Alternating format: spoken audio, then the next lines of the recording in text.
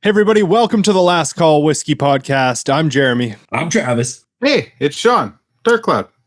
We're three friends from Western Canada. We love all things whiskey, and today we are drinking three Canadian whiskeys. We got the Maligne Range Tekarra, two Brewers, release number 51, and the Alberta Premium 10-year cask strength.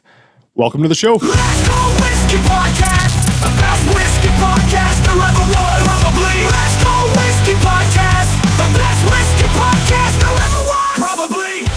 Yeah, this is a cool one coming off the heels of the bourbon controversy. And now, this is our July 1st episode, Canada Day. So we figured, well, let's do Canadian whiskey on Canada Day. Makes sense. Yeah, we're really just kind of, just very obvious podcast topics the last couple months. It's like bourbon, summer, Canadian whiskey, July 1st. October 31st. October 31st, we're just doing Halloween whiskeys. Halloween. Whatever that is. It's just all brave new spirits bottles. Voodoo till the end. It's voodoo bottles. Yeah, exactly. Yeah, Christmas, it's just Big Pete with the Santa. They all taste exactly the same. Yeah, but there's Port Ellen. There's Port Ellen in them, Sean. There's Port Ellen in them. 0.1%. A teaspoon, yeah, exactly. Just so they can put it on the label. They have one cask left that lasts them for the rest of their lives. It's in a perfectly sealed room that no angel share comes out of it. Yeah, no hate. Big Pete's a cool brand. It's just the Port Ellen part. Oh, yeah. Funny. What's everyone drinking to kick things off here? I know we have Gurpreet from Anohka Distillery as our guest. Yeah. What's everyone drinking a little pre-dram? Well, I'm drinking 88 Brewery out of Calgary. And this one is Good Morning Vietnam, their Vietnamese coffee stout. Ooh, nice. A bit sweet. It's a bit sweet for me, but it's not bad. It's one of my favorite stouts, and I tried it years and years ago, and then I couldn't find it forever. And then I came across a 4-pack about 2 months ago. So I'll grab them every time. I thought we were just a Guinness podcast. We're never going to get fucking Guinness sponsors if you're going to drink non-Guinness beers, but that's all right. So I have Guinness every here. time. I have Guinness here, but it wasn't cold. Yeah, I know. Mine, when I got home from work, I realized mine were in the garage, not in the fridge. So I threw them in the freezer for 45 minutes. Oh, Beautiful. nice chill. The dram I'm having is just a little pre-dram. I'm having the Bridgeland wheat whiskey. That's my pre-dram. Just something Canadian, something easy, something Nice. Nothing crazy. It's shit. I didn't realize it's 57%. Oh, it's 57% warm-up dram. Travis's palate is shot. Yeah. In my Chichibu Distillery Glencairn. Ooh, That's not a that's Glencairn. cool. That's What a is that? Stemmed beauty is what that is. Stemmed Beauty. Yeah, it's not a Glencairn. Yeah, that's my Chichibu glass. Does that come free with your free tour? No, I had to buy the glass. Bought a glass. Bought a T-shirt. And bought a souvenir for a guy who's a Chichibu fan, but I can't say it yet. Oh. Okay. Top secret. All right. Yeah. Jerry, you were in Ireland. How was Ireland? Ireland was incredible, man. Got to see the country through my son's eyes for the first time, which was really sweet. That's Got to visit some old spots, saw some new spots I hadn't been to in Northern Ireland, which was also very cool. So it's the one that really stood out to me that was new for me was the Ballino Stone Circle. So it was like the stone monument in Northern Ireland that predates the Egyptian pyramids. And they don't know, they know there's 5 people buried there. They don't know originally why they were put there, but then the monument has expanded over the years. So, but man, that stuff is so cool. We just don't have stuff like that in Canada. No. We have West Edmonton Mall. Yeah. That's not bad relic. We just don't have the history. Even walking around graveyards there's there's 1200. there's headstones, and you're like, Canada's not even close to how old this thing is. Yeah. I remember seeing stuff with like the year 1200 and stuff on it. Like, it's just insane. It's crazy. Those graveyards are really cool in those old countries. They're really neat. I love walking through them. That was really Jerry, you went to the Monaster Boyce's High Cross Mosaic site, right? We Monastic did, site? yeah. That was one of the first places we went when we left Dublin, and yeah, it's incredible. Oh, it's such a cool spot. And so my first time over to Northern Ireland, I was in grade 4, and my dad got a picture of me sitting in this little turret at Monaster Boyce. And so while we were there, I made my son, I was like, dude, you have to jump up in there so that I can take a picture of you, because I have one of me in there. And he's 15, he's a teenager, but he went and did it for me, got that picture of him. So that was really sweet. And then so your dad took you when you were 4, and you made your son wait till he was 15. Grade 4. Grade 4.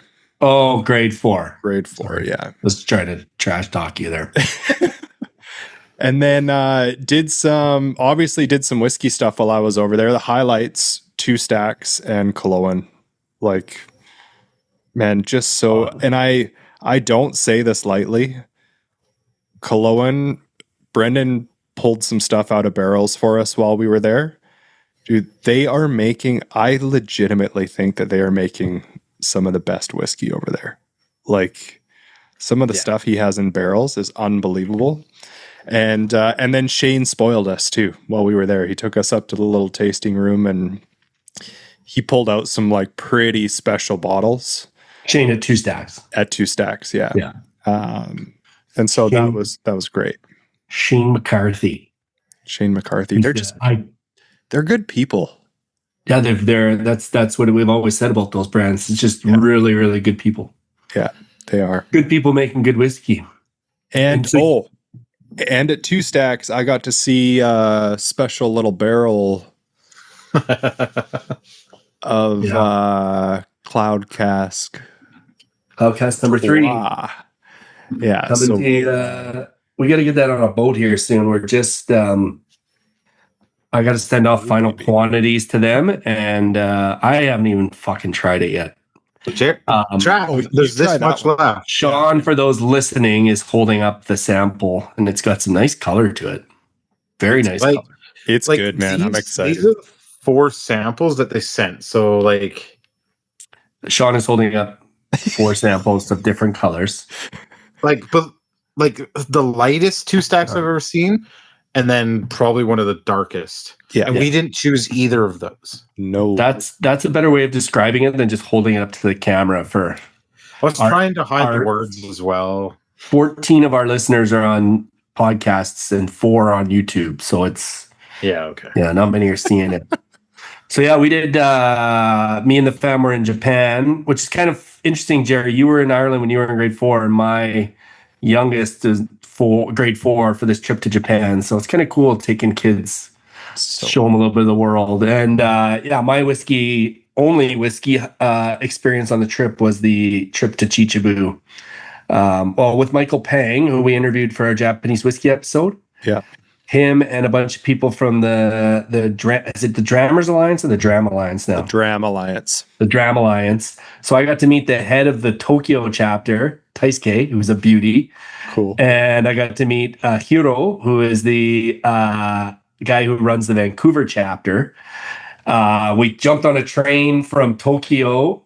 We're talking like 9 a.m. They're bringing out bottles of whiskey. We're drinking whiskey on the train on the way to Chichibu. We get to the train station in Chichibu. We have a private bus, picks us up, drives us to Chichibu Distiller. There's 2 distilleries there, and they actually have a third now that's just making single grain. So Chichibu's got 2 malt distilleries, and the second one is exactly 5 times bigger than the first one. So everything's 5 times bigger. The stills, the washback, the mash tuns, everything 5 times bigger. Crazy. So it was really cool. And it's my first ever trip to a cooperage. So just the whole experience, man. And I got to hang out with a bunch of whiskey nerds in Japan. It's just awesome. I said to my wife after, I go, I don't know where else I would get this, like, where I just go to some other country in the world where I only knew Michael. Yeah. And, an hour, not even half hour into the trip, we're all drinking whiskey and nerding out together. And I said, that's what this is all about. Whiskey is just like this universal language almost, right? It was awesome. There's a guy from Korea there. Koreans are the most generous. Like, they always want to feed you. That's kind of the thing. They don't want to feed you or make you drink. So the Korean guy, I forget his name, he pops open his bag. He's handing out chocolates to everyone every 15 minutes and different treats. And it's just fantastic. And I brought friggin' Last Call Whiskey podcast pins and forgot them in my suitcase. Oh. I was a little bit hungover. It was the tipsiest we got on the whole trip at the Tokyo Yomiuri Giants baseball game the night before. So with the kegs on the back. Yeah, I was a little rusty in the morning and forgot the pins, so I feel bad about that. But and shout out to the tour manager at Chichibu. He's actually the distillery manager of production. Okay. Mr. Hikaru Masuda. He's on Instagram. Awesome guy. Just like taking pictures for us, taking pictures with us, and yeah, awesome experience. So cool. And the whiskey stuff aside, like, following that trip with you and your fam and just all the stuff you did, it looked awesome. Yeah, it's a cool country, man. Really cool. Busy, tons of people. Yeah. But just like they're so respectful and so clean and But anyways, very cool. How many times did you see Shohei Ohtani on like Billboard and stuff? Not as much as you would think. I mean, he's popular there, but you see the odd jersey here and there. But I mean, there's just so many people. It's hard. There's so much stuff. It's sensory overload in that country. Very, very different than Ireland, right? Like totally different trip. Yeah. Oh yeah. Not even remotely close. So yeah, Japan's awesome. Chichibu. It's my favorite Japanese distillery now. Now I have a favorite Japanese distillery. There you go. Chichibu. That's awesome. They're legit. They make real Japanese whiskey, and they're very friendly and nice people. So Good. Then Sean, how was Fort Mac? It was awesome. Couldn't drink whiskey there. I think the weekend that you guys left, I was in Red Deer. That was awesome. I brought a bag full of samples and drank 3 of them. The podcast notes say Japan, Ireland, and Fort McMurray recaps. Yeah. Poor Sean. To top it all off, like my one guy on my crew that I golf with all the time, he for family reasons he has to switch to the other crew. So I literally in 1 year lost my 2 best golf buddies. I'm gonna have to book. I'm gonna be that guy that when a threesome shows up at the course, they're gonna be like, "Yeah, we paired you with this guy." I'm like, "Yeah, I'm that guy." Yeah. You could call me once in a while, but I'm just you're getting too many birdies and I shot 82 today, and like I don't want to play with you. I'll play with you when you're shooting 90 to 98. That's Dude, what I'll I've play played with you. 3 rounds this year. I shot 94, 92, and 82. Well, you don't tell us about the 90s. You only tell us about the 80 rounds. No, just tell you about the one good hole I had. Yeah. In that 94 round. You start telling me more about the 90s, I'll come out with you once in a while. Yeah, Jer shot 110. I'll go golf with Jer any day. I had such a bad round, except for that one hole, dude. Unbelievable. So all you need just one good hole. Like, yeah, that's what keeps you coming back. That's the thing with golf. It's like that's exactly what I tell everybody that like starts. I'm like, you will get to the point where like, yeah, you might your goals to break 100. You'll break 100. And you're like, oh, it's gonna be forever till I break 90. But you're gonna shoot, like you're gonna get that birdie, and you're gonna be like, holy shit, I've never done that before. And then it just like snowballs, and then yeah, it's the best. It's the best individual sport in the world. Oh, dude, I freaking love it. But yeah. And it's the US Open this weekend. Now it's not July 1st right now, but my God, does that course look like they're playing in Scotland? Yeah, it looks like a multiple leagues course. Yeah. All right. Should we do some happy hour headlines? Yes, let's do it. Let's do it. I'm Ron Burgundy, and this is what's happening in your world tonight. Heroin, sex, machine guns, flamethrowers, murder. There's no story here. We've just found that ratings go up when we say those words. Sean, you did most of these So I don't know if you want to. Just pick and choose. Like if you guys want to go through them, if you see one, just let me know. All right. Well, you tell us about the Two Stacks limited fan club. Very, very limited. So they did announce through Two Stacks Nation that they were going to open up a very exclusive fan club. So the first batch, I guess, was 100 people, and it was just like first come, first serve. I happened to be on night shift, and I was like, I'm in. So the package came while I was at work this week, and I was like, I wonder what number I got, because people were starting to post that they got their packages and their number.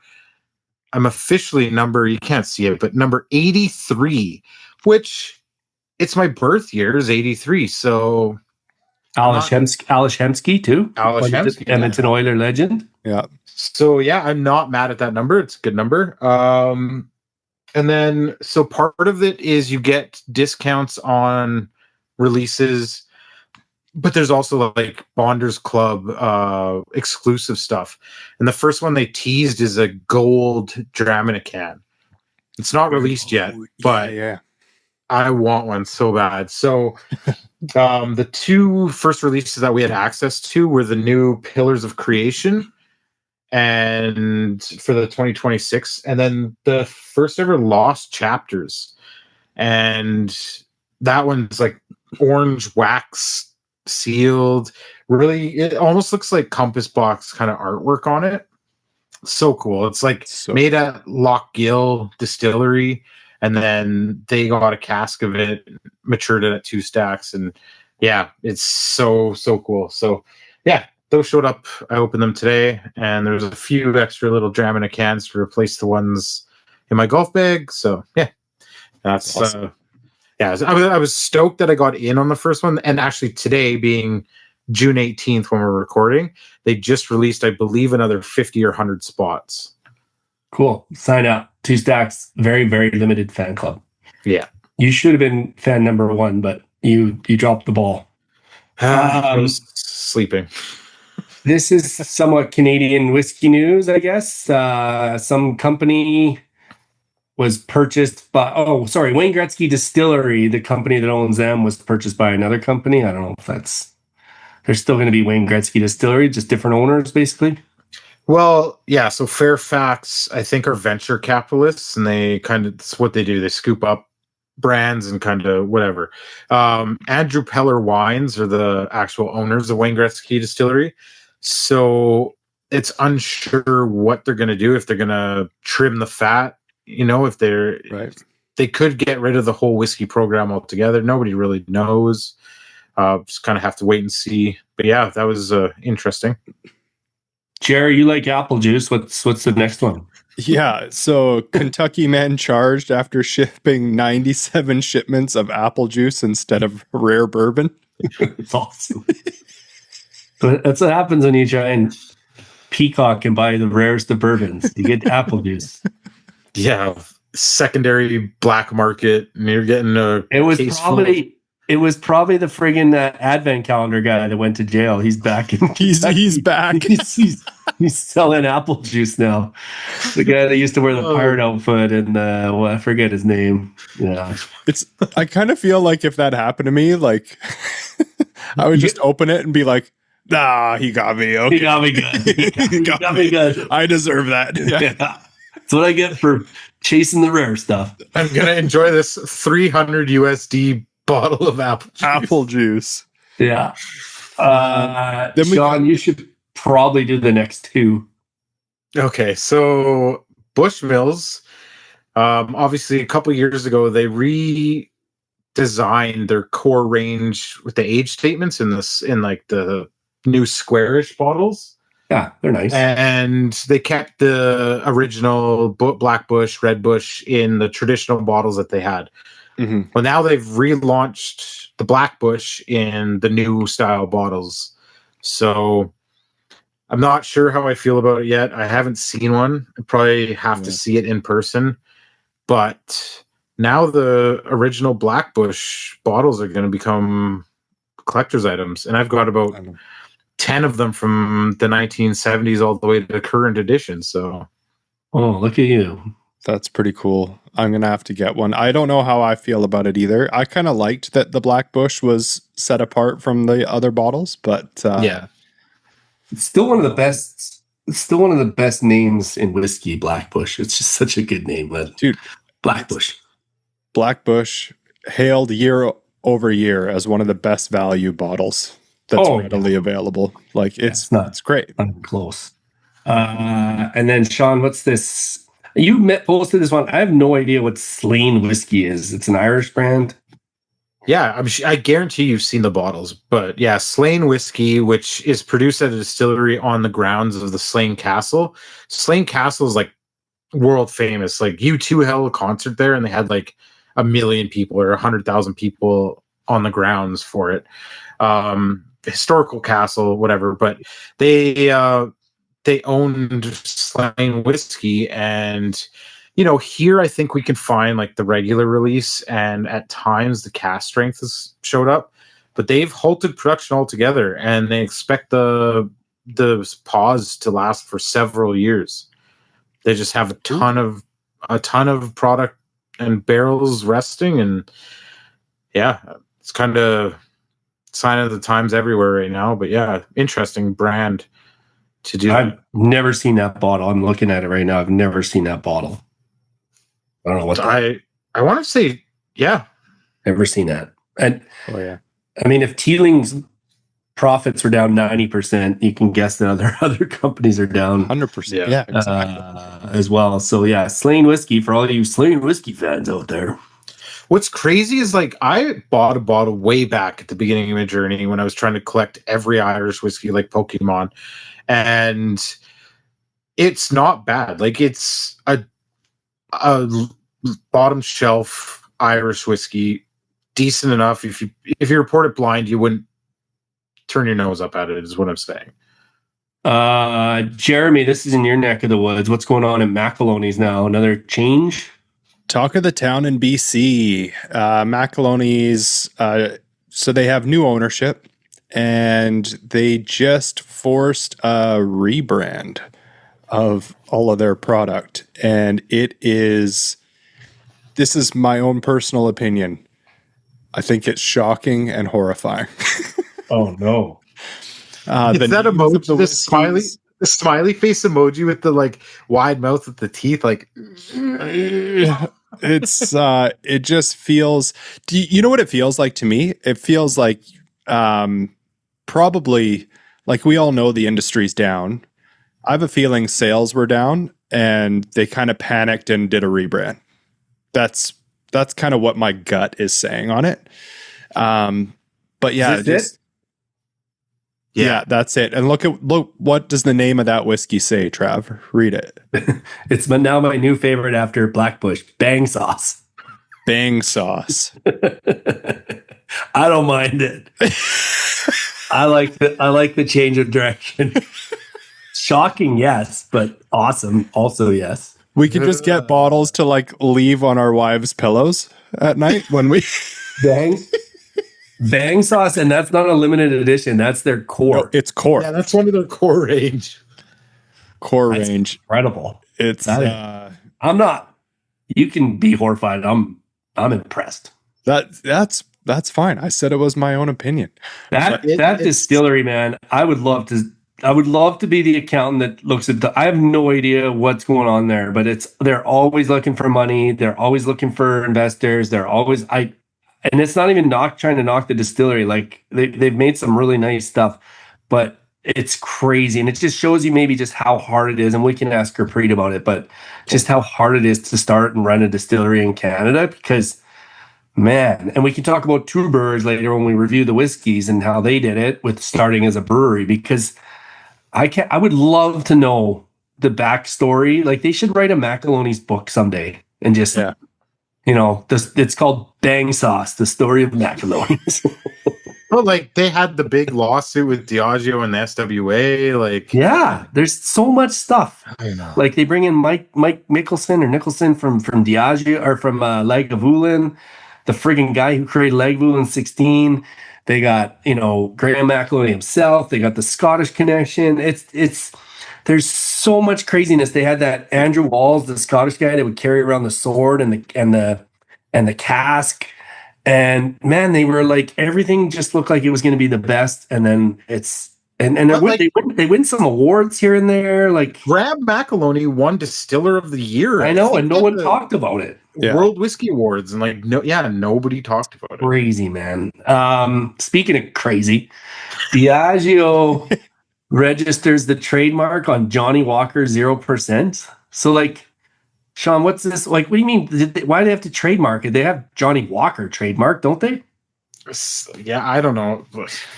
I don't know how trademarks work. I'm not a linguist or a entomologist. I'm not an entomologist. I don't study rare bugs, but I'm guessing for every product, like you have to register every single product in Alberta that you bring in. So I'm guessing this is just like trademarking and registering that as a product. So down the line, I'm guessing we're going to see Johnny Walker alcohol free. It doesn't surprise me. There's a huge market for that stuff now, especially if they can create it at a like good price point. So it's not a shocker, and I guarantee you, if Johnny Walker's doing it, other brands are following suit. So it was funny. There was a discussion literally today or yesterday that I came across, and it might have been in an Irish page where they were asking, "Is there any not or alcohol-free Irish whiskey?" And right away, Barry Chandler was like, "That's not whiskey." Like obviously, but yeah, it's just Johnny Walker 0%. Yeah. So the problem, and what most people on that thread said, was that any non-alcohol whiskey product doesn't taste anything like whiskey. Right. And so it'll be interesting to see what a huge brand like that, with all the money that they can do to put behind a launch and a product, how closely they can get it to taste like actual whiskey. Well, think about like Corona Zero and Guinness is non-alcoholic, are two of the best on the market. Guinness Zero is awesome. Right? Zero is fantastic. But I was going to say that if you look at non-alc beers 15 years ago, they were awful. And now they're getting good. You need the big players. Like Totally. some of the craft breweries have done some that I was just like not on board with. Yeah. But I feel like the big players have like full-blown science teams working on this shit. Yeah. Like Corona's got a Mexican scientist that's just like working away for years on this. A team of them. Pedro, get back in the lab. Jorge is the scientist and Pedro is his assistant. And they know what they're doing. And they know the good thing about Corona is everyone puts a little lime in there. And you put a lime in and it offsets any little off taste and it tastes like, honestly, Corona Zero with lime. And you get vitamin D in there. The fucking Jorge added vitamin D to those things. Yeah. And it's amazing. I just bought a friggin' Jorge. I just got fucking Jorge took Pedro's. That was Pedro's idea because he's the assistant. Jorge took all the glory. I'm just thinking of all them. I'm still in Breaking Bad. I'm thinking of the cartel guys. I can picture. I'm rewatching that right now. See, yeah, you inspired me. We'll never get out of this. So, anyways, I bet they'll make a somewhat reasonable tasting non-alcoholic whiskey. People are drinking less. People are trying to be healthier. If that's something that tastes good, go for it. We should get speeding up here, else Gurpreet's never going to get on. Sean, Waterford, what the hell's going on there now again? Just saw a quick thing that Waterford whiskey seems to be coming back. But they added an E into the name. So originally, when they launched, they were just whiskey without the E, and it was kind of like they said it was a throwback to historical before the E came into play. Right. But now the relaunch and the web, like what caused it is there was a relaunch of the website, but now with whiskey spelt with an E. So who knows? We know that the distillery itself was bought, but the casks were not included in the sale. So the thousands and thousands of casks that they have there, maybe they found a way through the purchase of the distillery to relaunch the brand and sell off what's there. And then who knows? You know, I just watched a YouTube video on Canadian whiskey today, and some guy spent like 3 minutes talking about the E and no E and why. And I just like, I'm so fucking tired of that conversation. Like, I'm just so tired of people pretending it matters because I don't care. Yeah. I don't care. Same. Maybe Waterford did some polls and Irish people were like, the purists were like, there's no, I don't have a good Irish accent. There's no E. Jared, what's your Irish accent? You were just there. There's no fucking E in there. Like, they got all mad about it. So then they rebrand. Like, I just don't think people care that much. Well, oil be fucked. Yeah, There's no E. that sounded Scottish though. I think that was Scottish. No, that was Irish. Was it? Okay.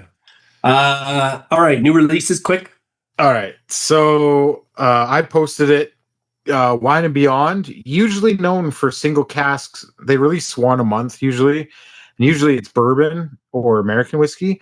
This month, the month of June, they released a Kilchoman single cask Marsala finish. And it's just shy of 8 years old. I've cracked it and it is fantastic. Saw your That review on sounds it. good. Marcella and Pete.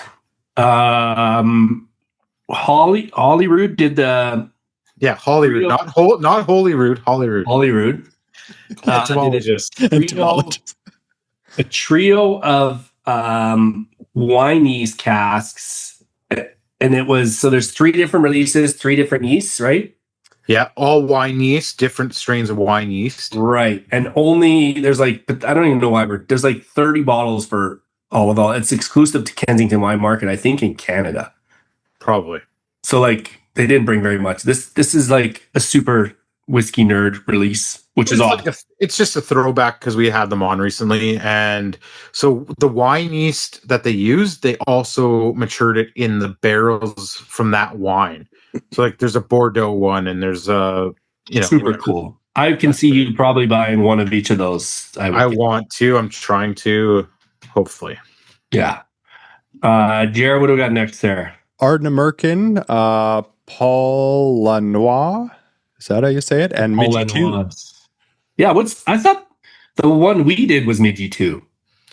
No, that was Midgie. Oh, maybe, I don't know. But they're actually calling this one Midgie 2. Okay. I'm in. Is it different? I don't know if the like blend's different, but the Paul Lanois one is in Ardnamurchan fanboy circles. It's kind of seen as like the upper echelon. It's Paul Lanois is like a champagne company, I believe. So it's matured or finished in champagne casks, and it's, I believe, cask strength. People go crazy for it. Like the one group that me and Travis are in, people have been asking about it for like a year and a half. So it finally, the new release came out, and it supposedly we're getting it here in Alberta. Very cool. I like Ardnamurchan. Yeah, so do I. Yeah. All right. I don't know, Sean, what do we got? You got 3 more here. These are all very local. Well, Boan. So, oh yeah, that's not local. Yeah, actually in the middle of posting that right now, June 18th, 19th, 20th, 21st. So they originally launched 3 core ranges. They've done, their original release was like a one-off. Then they did Solstice, a summer solstice, a winter solstice release. But their 3 core range are all single pot stills. They're all about 4.5 to 5 years old. And they're matured in different sherry casks. So Marsala, Madeira, and PX. Very cool. So, but like the artwork and the bottles are incredible on these. They look very nice. More Irish whiskey. Always good. Always good. We got Grainhenge, Forestburg. Has anyone tried that one? I've never seen it. I just saw it on their website and the emails. I got the email. Yeah. Did they kill their influencer program? Or am I just off the list? You mean sending minis and you're not allowed to post a mini? That one? Yeah. I still want to taste it. The minis are tough to post for sure. No one's tried it. It's out.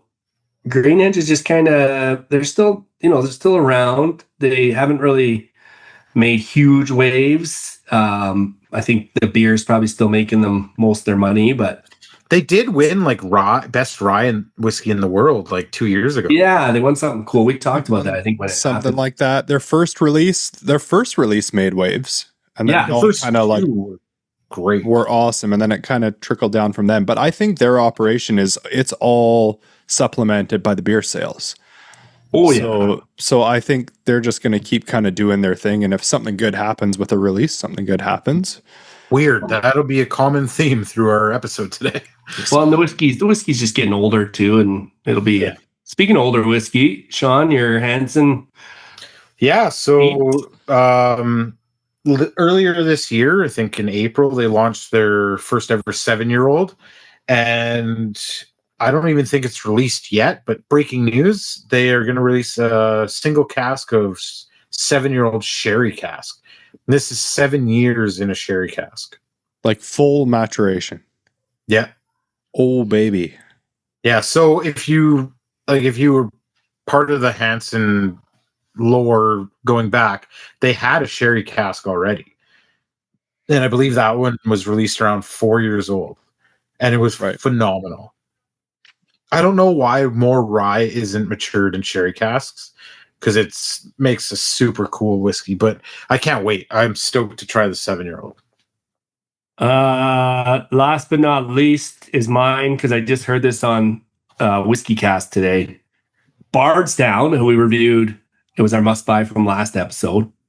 And Mars Distillery, which Michael Pang and the Dram Alliance crew actually went to Mars Distillery after the next day or the day after our Chichibu tour. They went on like more tours.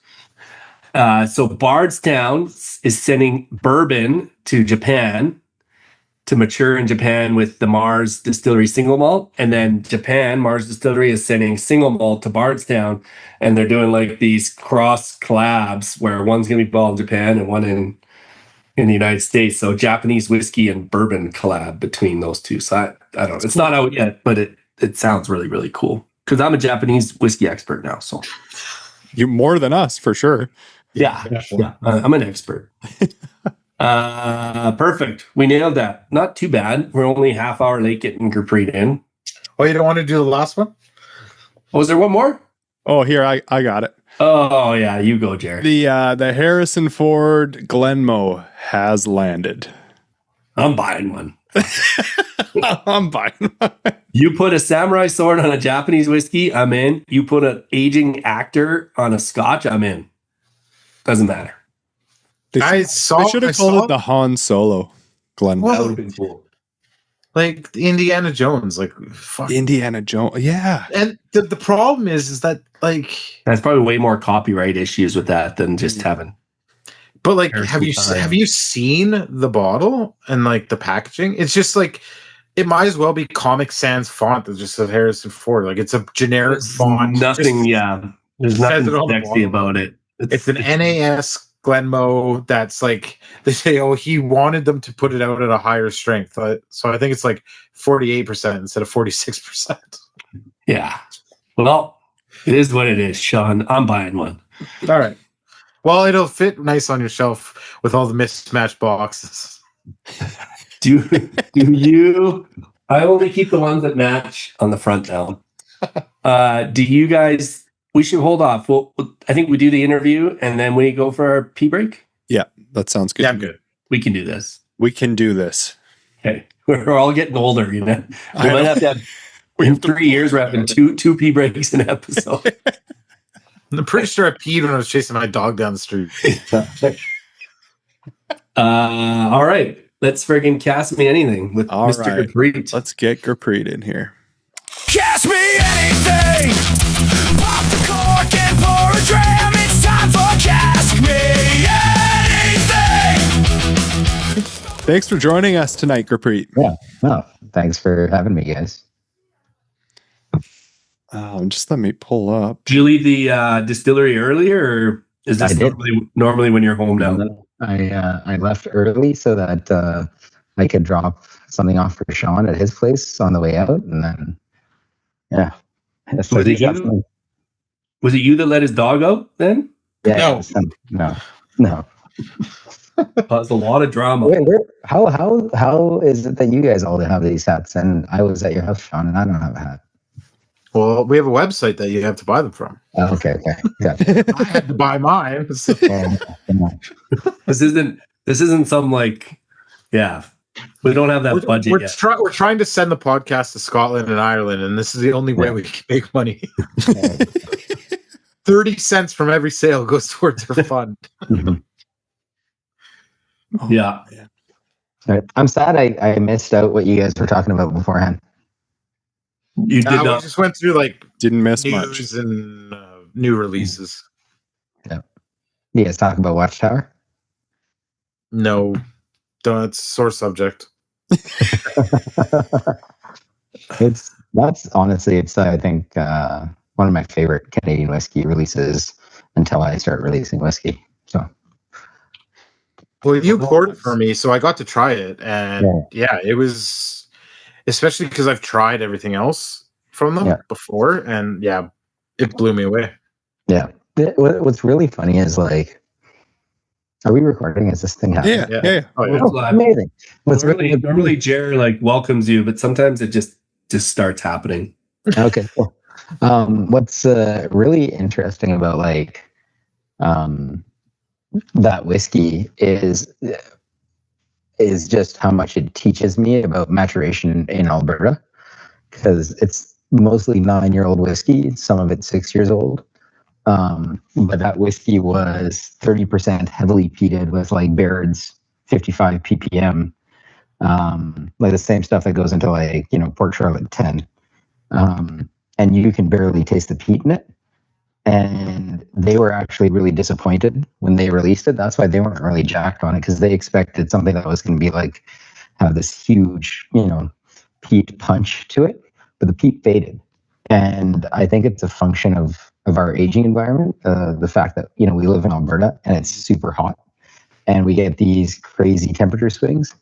And that's very insightful. Like it's very good for me to know that. Like, I think our peat is going to hit its prime probably at like the 5 to 7 year range. Some of it's already pretty fantastic and shocking. Like it fucking surprises the shit out of me. Can I curse on this podcast? Oh yeah. All right. But yeah, We just headed to swears up. Okay. Good. No, we don't. But like it's just I don't even know what I don't know.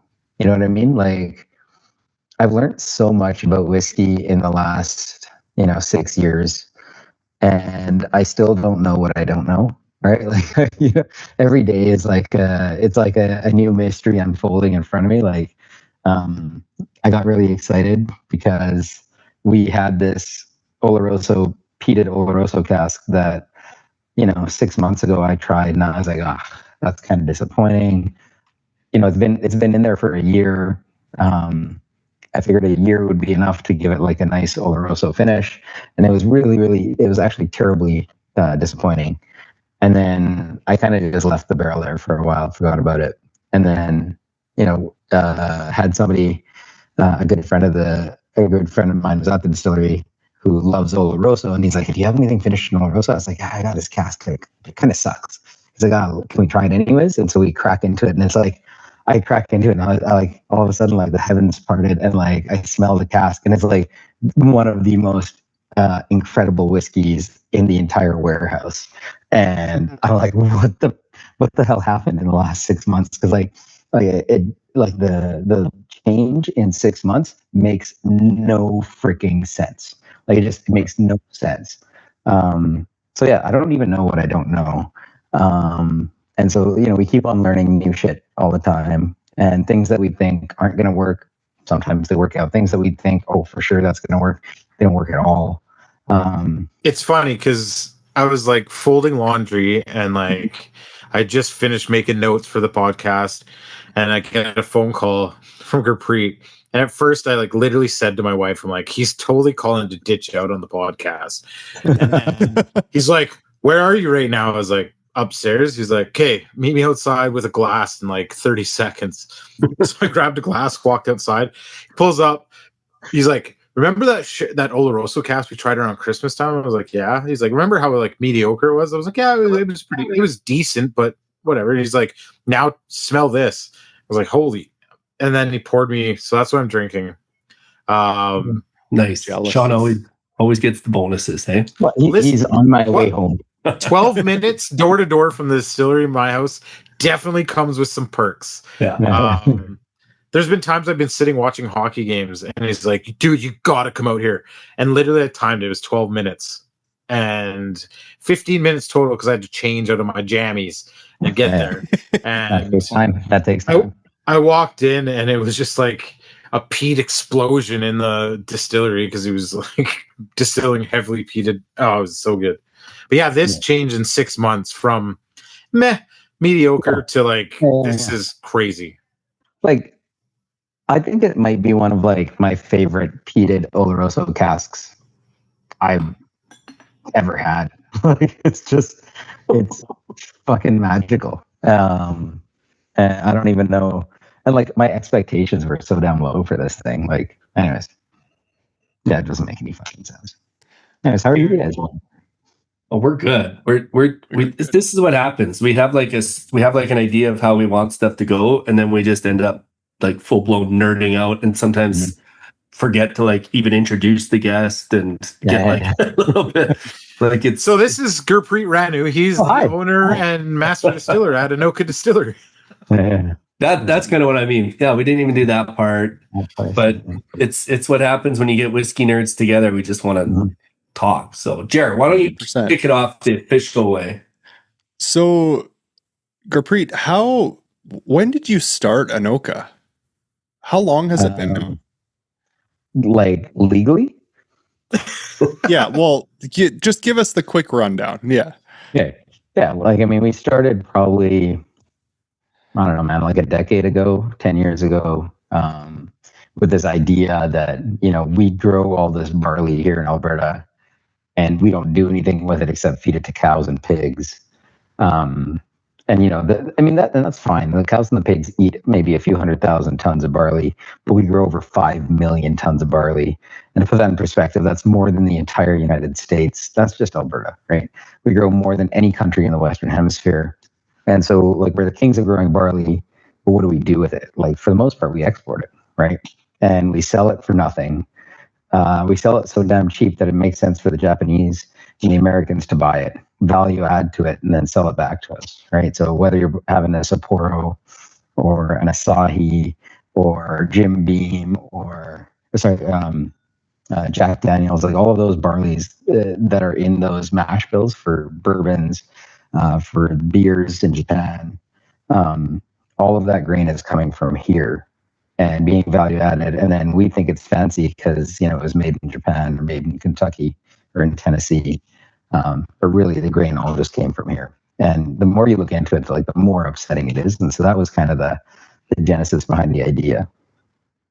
I just got back from Japan and had probably 300 Asahis. Are you telling me I was drinking just Alberta barley made beer the whole time? Dude. Like, not only is it like Alberta barley, like it's malted in Alex, which is like 20 minutes east of Red Deer.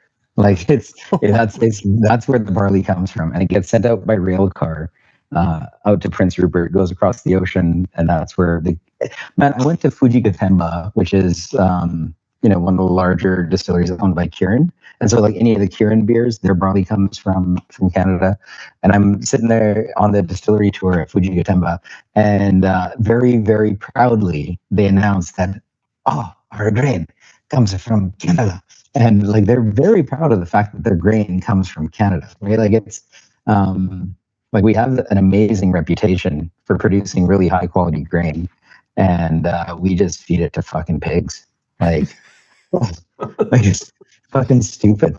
Like, now, if somebody who's not like religiously opposed to eating pigs or cows, we make delicious pigs and cows in Alberta. But okay, the cows and the pigs eat maybe a few 100,000 tons. We grow over 5 million tons. So Canada exports 8.3 million tons of barley every year, right? So that's primarily Alberta and Saskatchewan exporting that grain, right? So like we barely use any of it domestically. It's all going abroad, but it's selling at like market rate. So like the farmer in Ukraine is making the same dollar per bushel that our farmer in Alberta is making, but our cost of living is insane here.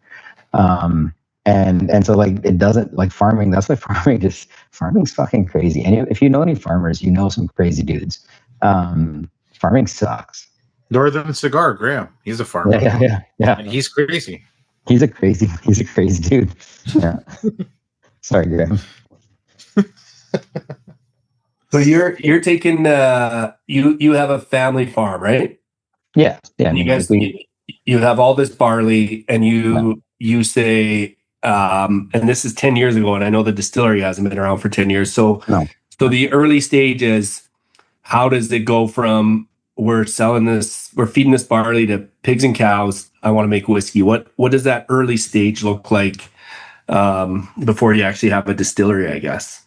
early stages, I have to prove to my wife that I can actually pull this off. Because I tell her about my idea. She says, "Yeah, that's great, but like, you don't know what the hell you're doing, and what if you suck?" And I'm sorry, what were you doing before this? I was a litigator. I was a lawyer, and so like I had a real job that actually paid. So, I had, yeah. And now I've got a shirt with holes in it. And, You smell like barley and whiskey. I smell like barley. Yeah. My boots are covered in mud. I wear Carhartts at work all day, and like my hands are all fucked. But anyways, that's So I was a litigator, and that's how I got into whiskey, is because I watched too many episodes of Suits, and figured, oh, that's what lawyers do, is drink fancy whiskey, right? And fell in love with the stuff. And so when I told my wife I had this idea, she's like, "Yeah, what if you suck?" And so step one was we basically made a craft distillery in my dad's backyard. On the surface, very highly illegal thing to do. But I read the Excise Tax Act because of my background, and there's exemptions to the things that make it illegal. And so if you fit yourself into those exemptions, technically it's not illegal. And so technically the way I did it, it wasn't technically illegal. And I still would have got arrested if I got caught, I think. But technically, the backyard distillery won some crazy awards. Yeah. Well, I mean, so I find, because like I kept on making whiskey, trying to make whiskey, watching YouTube videos, and none of that shit worked. And my wife was trying to convince me to give up, but like at this point, I've already built the craft distillery, so ended up studying brewing and distilling at Harriet Watt during COVID, inspired by our good friend Caitlin Quinn, of course, amongst others. And so took that inspiration, went to Harriet Watt, well, virtually, because it was in the middle of lockdown, and started to learn all the things I did wrong. By the way, YouTube will teach you how to make whiskey, but you're going to make absolute shit whiskey, and you won't know how to fix it, right? And so it took there's a lot of science involved in everything. Like every temperature matters, every pH matters, and if you don't nail all of those things, and if you don't nail everything just right, your whiskey it'll reflect in the quality of your product. And so figured out what I wanted to produce, the profile we wanted, and then eventually made a batch of whiskey that my wife finally thought wasn't terrible. And then she gave me permission to build the actual distillery. That batch that she thought wasn't terrible went on to win best in the world at the International Wine and Spirits Competition with 95 points, but made that in my dad's backyard. So that was crazy. Cool. But the thing that taught me was that like I should really listen to my wife always. Like if I can make her happy, because that was the first batch of new make I made that made her happy, and it took the highest score in the world. Dude, like, okay, just on the topic of my wife, so I finally made her happy with that peated whiskey, and it goes in and wins best in the world. We have been struggling to make an unpeated new make that makes her happy since we opened. So the actual distillery opened December 10th, 2021, 4 years ago. It took us 11 months to actually get everything operational, to make the equipment work, because we do a bunch of dumb shit. But eventually got everything working. And from, essentially November 2022 up until October 2024, every bit of unpeated new make we made, my wife didn't like it. And she was really disappointed in it. And then we finally figured out the little small production change we had to make her happy. And then as soon as we made her happy, we submit our new make to the World Whisky Awards, and the unpeated new make scores higher than the peated new make and takes top 5 in the world at the World Whisky Awards. And so, like, what I've learned is that whatever Michelle says is whatever the fuck I'm gonna do. And so Michelle is the queen. We're actually probably going to start a second podcast. It's just going to be called "Listen to Your Wife Always." That's and it's just 100%. Us. You can be a guest. We just come on and we give stories about when we should have just listened to our wife. Yeah, and then that's it. That's the podcast. Makes sense. I think it'd be a great podcast. I think it would be a service to humanity. So, quick personal story. So, like, obviously, I moved to Spruce Grove in 2018, I believe. And, 2020, I started posting every day online, blah, blah, blah. Anyways, I get this random message, and it's from clearly somebody with not like an English or Scottish name. And I'm like, I don't know who the hell this is. And he's just like, hey, man, what's up? It's like, not much. What's up with you? He's like, just letting you know, there's going to be a new distillery out by where you live. And I was like, oh, yeah, cool. Where? He's like, yeah, corner of Range Road 772 and Highway 16. I'm like, okay, whatever. I know where that is. Like, there's nothing there. It's just a farm field. Kind of blew him off, this random stranger. And then, yeah, he just kept talking to me, so I kept talking back. And sure enough, my first ever tour, I had to bring my work boots and hard hat and go through There's a construction site. Active construction site, and I was like, holy shit, this is like a real deal distillery. And then the next time I went out, it was like November, December, and I got a bottle of the gin, and it was ice cold and cloudy. And I'm like, what? Why is the gin cloudy? Like, I know why whiskey goes cloudy. He's like, that's the same reason why this gin's cloudy. I'm like, okay, cool. And then, then the stills came in, and that was a big, big moment.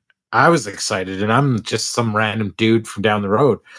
But now, like, when you drive down Yellowhead Highway and you look off to the south, you see this farm field. The best is when it's canola in the field, and you just see this all black building, two of them side by side with like the gabled roofs. And at night, you can see the light shining on the stills, and it's like, it's perfect. And yeah, that's how me and Gurpreet became friends. And now I get bugged more often. He calls like the day after I leave for work every week.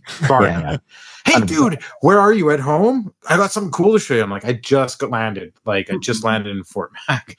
But I've been pretty lucky that I've got to go out there and experience some really cool stuff. Our Scotch Club, we now own a barrel that will be bottled. What barrel number is it, Sean? My kids wanted me to say 6.7, but it's actually barrel 69. Ah. For the That's way better. Yeah. It's the one that tasted the best. But yeah, Trav and I went out there and we tried 15 69 different tastes barrels. great. And we tried, what was it, 66 to 71, and just turned out that 69 was the one out of those that was tasted the best to us. I don't know what you guys are even like. I don't get the joke here, but I don't know it's just a good cask. More info on that. It's actually it's a lovely cask. Yeah. So you finally, Sean just mentioned, like, the stills get there, right, to the distillery. You have a building, and you're a mad scientist and you're a lunatic, so you decide to go with flame-fired stills. Yeah. That was fucking stupid. Can you maybe just explain how frustrating that was to get those things? Because I remember it was a friggin' process.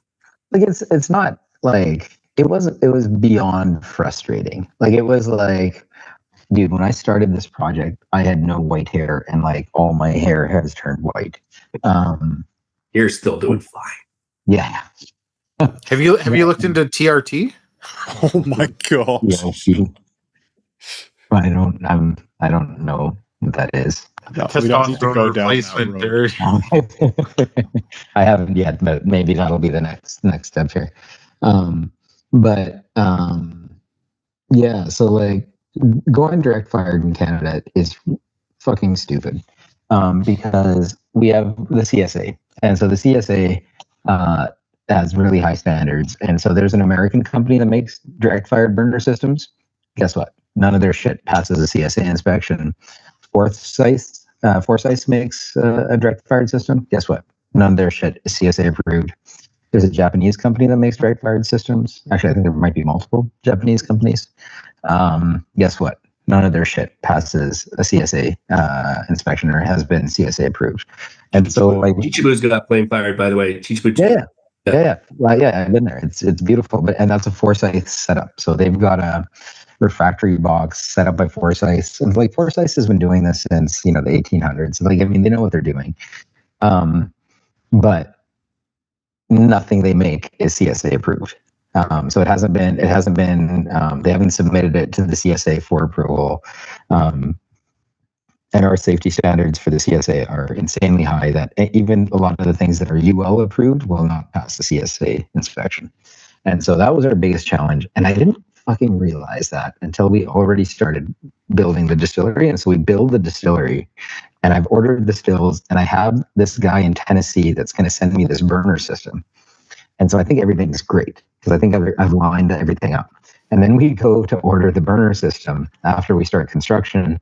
And the guy's like, yes, where am I shipping these? And I was like, oh, we're in Alberta. And he's like, dude, I can't send these to you. He's like, nothing I make is CSA approved. Like, the fuel train is not CSA approved. It'll never be CSA approved. And it's never going to get over the border. I was like, oh, what? Right? Like, what? So we call up, eventually, like, it occurs to me that we live in Alberta, right? And we're really good at burning gas in dangerous places. So I call a company that makes flare stack burners in Sundre and say, hey, is there any chance you guys could take one of your flare stack burners and repurpose it to help me make whiskey? And, it's in the middle of COVID, middle of lockdown, everybody's fucking bored. And they immediately, as soon as I say whiskey, they're like, 100% we're in. And so they jump on the project, and they produce these really impressive looking burners. But guess what? None of it frickin' worked because they basically took an unmodified flare stack burner and then put supports in it so you can put a pot on it, and said, oh yeah, that'll work. And it turns out doesn't work at all. Almost burnt the building down. Like, we almost burnt the building down. We were shooting flames through the walls for several months before we figured out we were shooting flames through the walls. So at one point we figured it out because, well, what ended up happening is the flames would shoot through the walls. The safety sensors inside the system would detect that there was an irregularity and shut everything down. So nothing really happened. Then the guy said, okay, your burners aren't working. It's been like 2 months of us trying to tune them properly. There seems to be an issue. We're just going to override all the safeties. And then we're just going to let it cook and just see what happens. And then what happens is the building fills with smoke. And the building fills with smoke. And we're like, this is weird because it can catch fire. We've got steel walls with rock wool in between. Right. So, like, what the hell is going to catch fire? And it turned out that we got it so hot between the walls, it was 1,000 degrees Celsius, and we were smoking the paint off of the steel panels. I don't know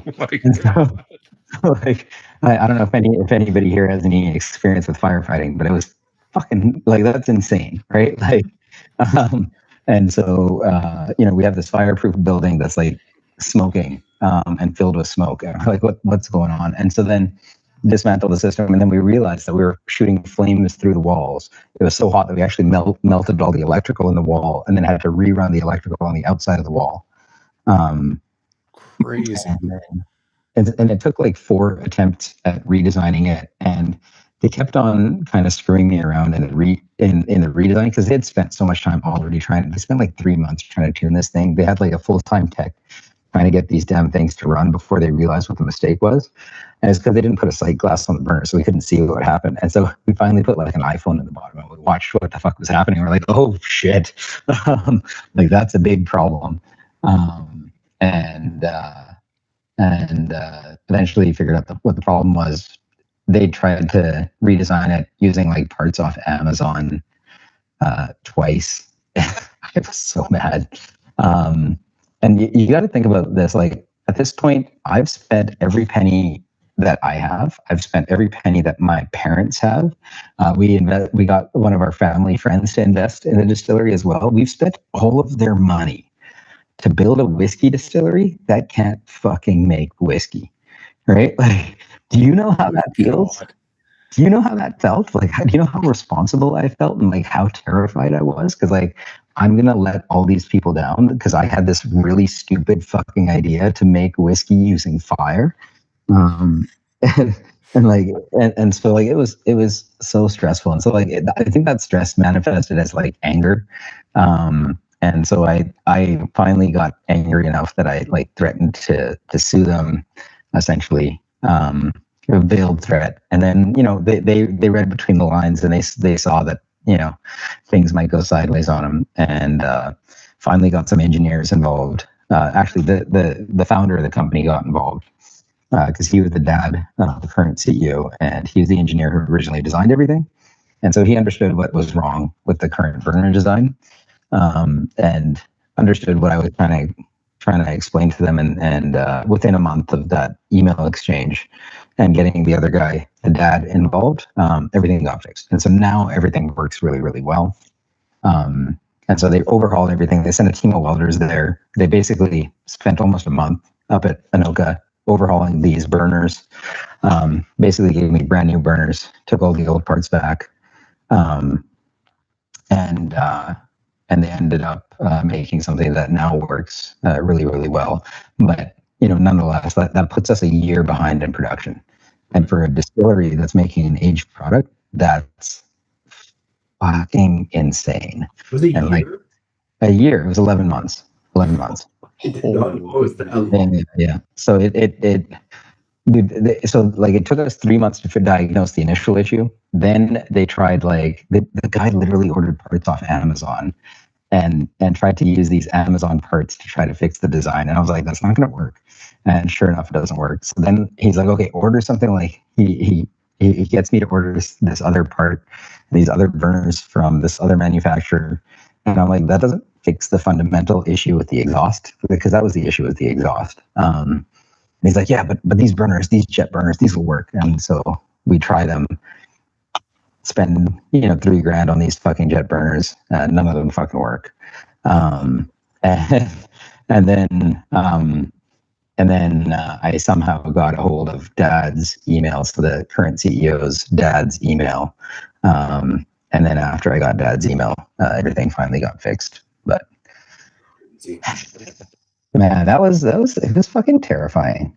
Like, No yeah, and I think it would have been pretty easy to switch to steam at any one of those points because we have a steam boiler, right? And it's not hard to install steam coils because we had enough ports on the still that we could have installed basically some steam coils inside the still.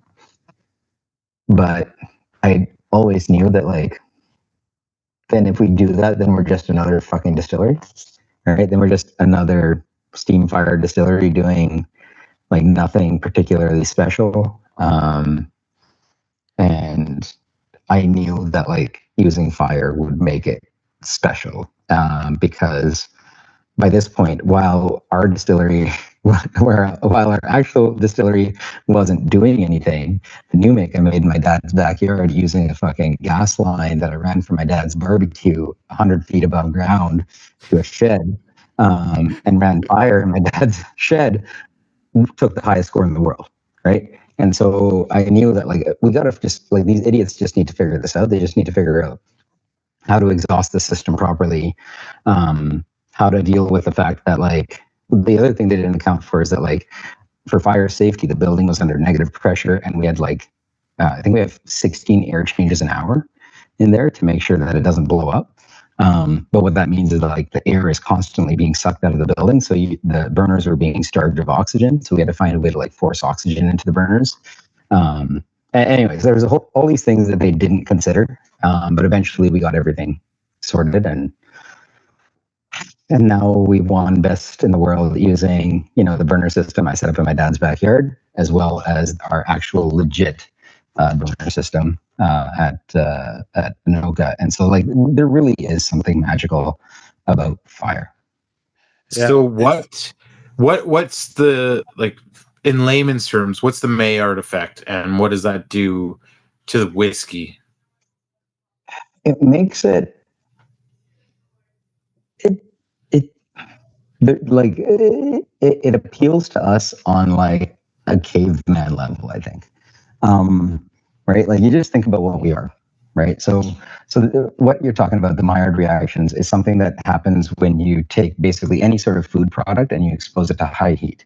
Everything we eat, whether it's a plant or animal, is made up of amino acids and reducing sugars, right?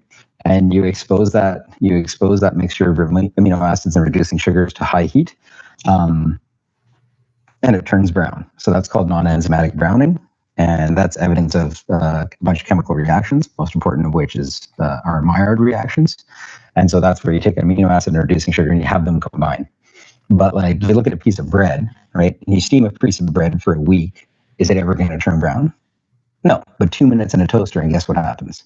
It turns brown, right? And so you need that super high heat to create these non-enzymatic browning and chemical reactions, these Maillard reactions. And when you do that, you create these brand new flavor molecules. The science shows that these brand new flavor molecules, they end up distilling over. Like, there's a reason why, like, even if you sous vide your steak, you don't slurp it out of the bag when you're done, right? You could, right? Maybe Travis does. I don't know. But like, you could just slip it out of your bag. But like,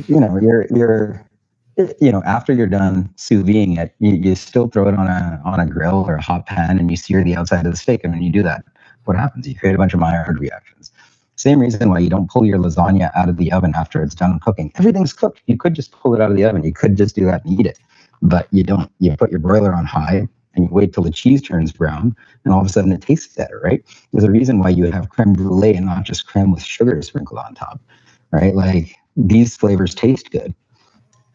And my theory on like why it tastes good is, just think about what we are. We're the only animal on the planet that cooks our food, right? So we have to undergo millions of years of evolution from being these little primates in trees to becoming, these hominids who are walking around and cooking their food. And during that entire period of evolution, how many tools do we have at our disposal to cook our food? One.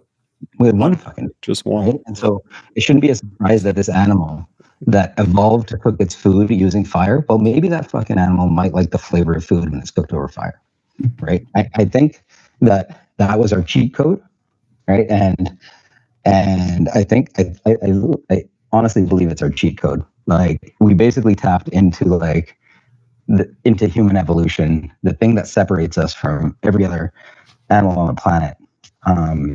And is hard baked into our DNA, and we can't escape it. People have to like my stuff, even if they don't want to like my stuff, because it's in our fucking DNA, right? And like, I think that's why the gin has done so well, because we're using fire to heat the gin stills, right? The whiskeys have done so well, it's because we're using fire, and like, pretty fucking extreme, because it's our only heat source. Like, even Springbank, which is famous for using direct fired stills, still runs a steam coil, right, to heat their pot. Actually, most of the BTU going into the pot is coming through that steam coil, because if you ever watch them if you're ever there, anybody that's listening, when their wash reaches a boil, do they turn down the fire? They don't turn down the fire. They just crank down the steam, right, so that it doesn't boil over. So I think fire is kind of the king, is the key to everything. So cool. So before we go much further, we have more questions for you, but I'm sorry, I talk too much. In our kits, this is what I'm drinking. I'll see if I can get it to show up. There we go. We have this Anohka podcast nerd blend. Yeah. And I've been sipping on it. It's delicious. Can you tell us a little bit about this quickly? Yeah. So I call this one, and maybe you can tell me whether I call this one meadow flowers and chocolate dipped bacon. I don't know if you get some like nice floral notes in there, kind of on the top, and then underneath you get like this nice, beautiful chocolate dipped bacon. So I think the meadow flowers is literally coming from the peat. We use the same peat supplier as Bowmore and Caboken, and so it's a Highland peat. It's Simpsons, and so their peat has this floral component to it, which I think is decaying heather, right? And so it has this floral component that's universal to everything that Simpsons does, and kind of makes that peat kind of unique. And then the chocolate is coming from a component that's been aged in PX. Most of this blend is ex-bourbon, but there's a component of PX in here which gives you these nice deep chocolatey notes. And it's actually weird. The bacon is actually coming from the Oloroso. Like the Oloroso plus the peated whiskey is really turning out the bacony notes, like almost like really beautifully cured like meats. And so you get this like that combined with the Oloroso is giving these like really cool notes. And so that's I think that is the blend. I think it's it's PX, Oloroso, and ex-bourbon.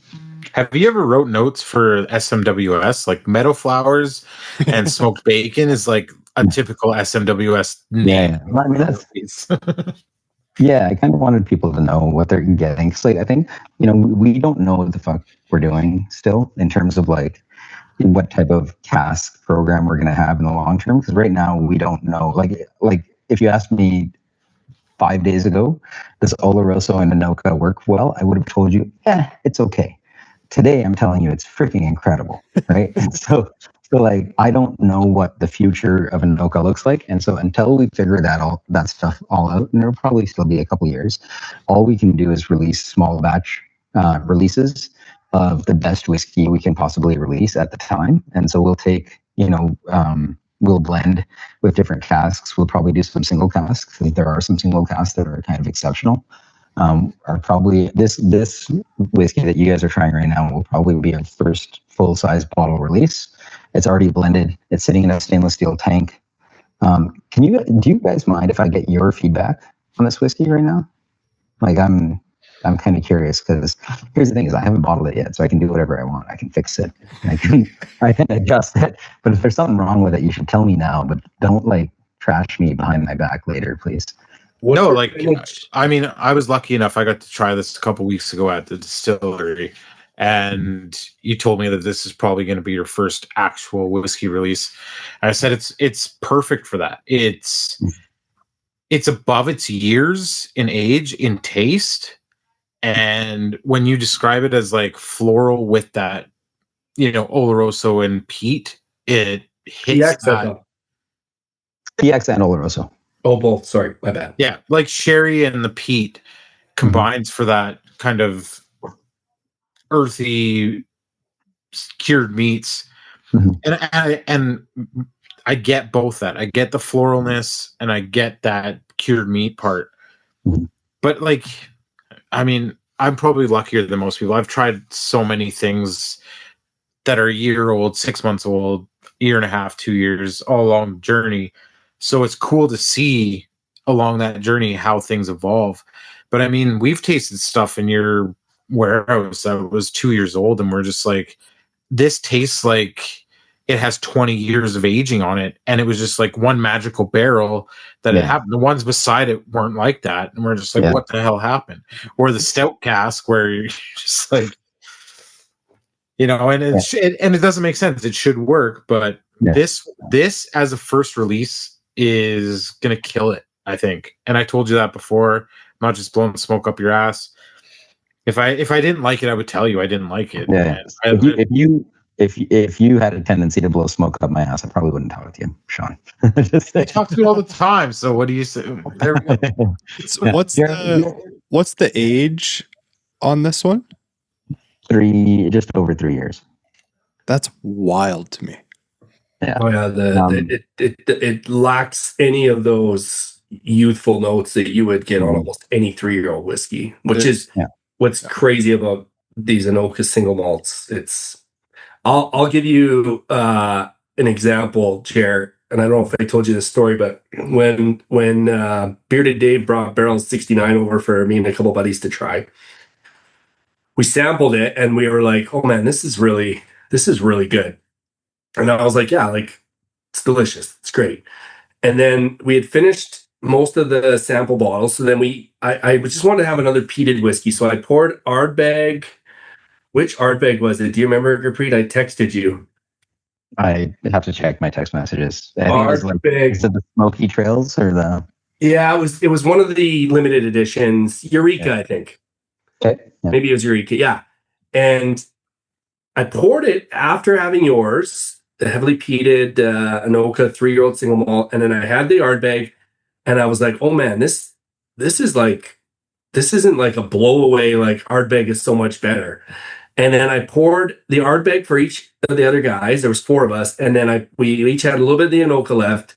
And I said, just tell me what you think, this side by side. And all 4 of us were just shocked that it wasn't just like, oh, of course the Ardbeg's better. It's older, it's Ardbeg. And at the very least, I would have called it almost like a draw between the two. And that's like as much as I can praise what Anohka's putting out at this young age. I was shocked, and I know you're making good whiskey, but I wasn't even doing it as a comparison. But I had the Eureka, and it tasted a little thinner. It is. That's Just a little bit lacking. And then I had the Anohka, and it was just fuller. It had more mouthfeel. And I was like, man, in 7 years, like, what is this going to taste like? I know that we're running out of time, but can I just talk about something? Yeah. Is this okay, guys? Okay. We don't have a time limit, Okay, all right. Here's the thing: is that like for me, I am a whiskey lover first and foremost. Right? I'm not. I got into whiskey because I fucking love whiskey. Right? Like I started making it because I love whiskey. And for me, like, it isn't just the nose that matters. It isn't just the flavor. It's mouthfeel. It's the entire fucking experience, right? And mouthfeel is such a big part of that. And I don't think enough people take that into account. And what we did specifically at the distillery was we designed all of our production around maximizing mouthfeel. And what we did is we bought a mash filter so that we could do high gravity brewing, so that we could maximize our ester production and flavor production.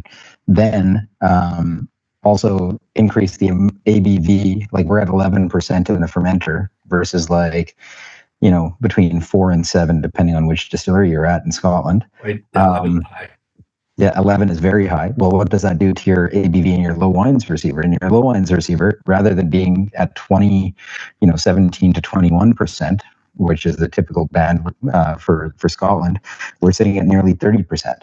And what does that do? What that does is like that layer of fusel oils that usually floats on top of the low wines receiver in Scotland, rather than floating on top, gets dissolved into the low wines.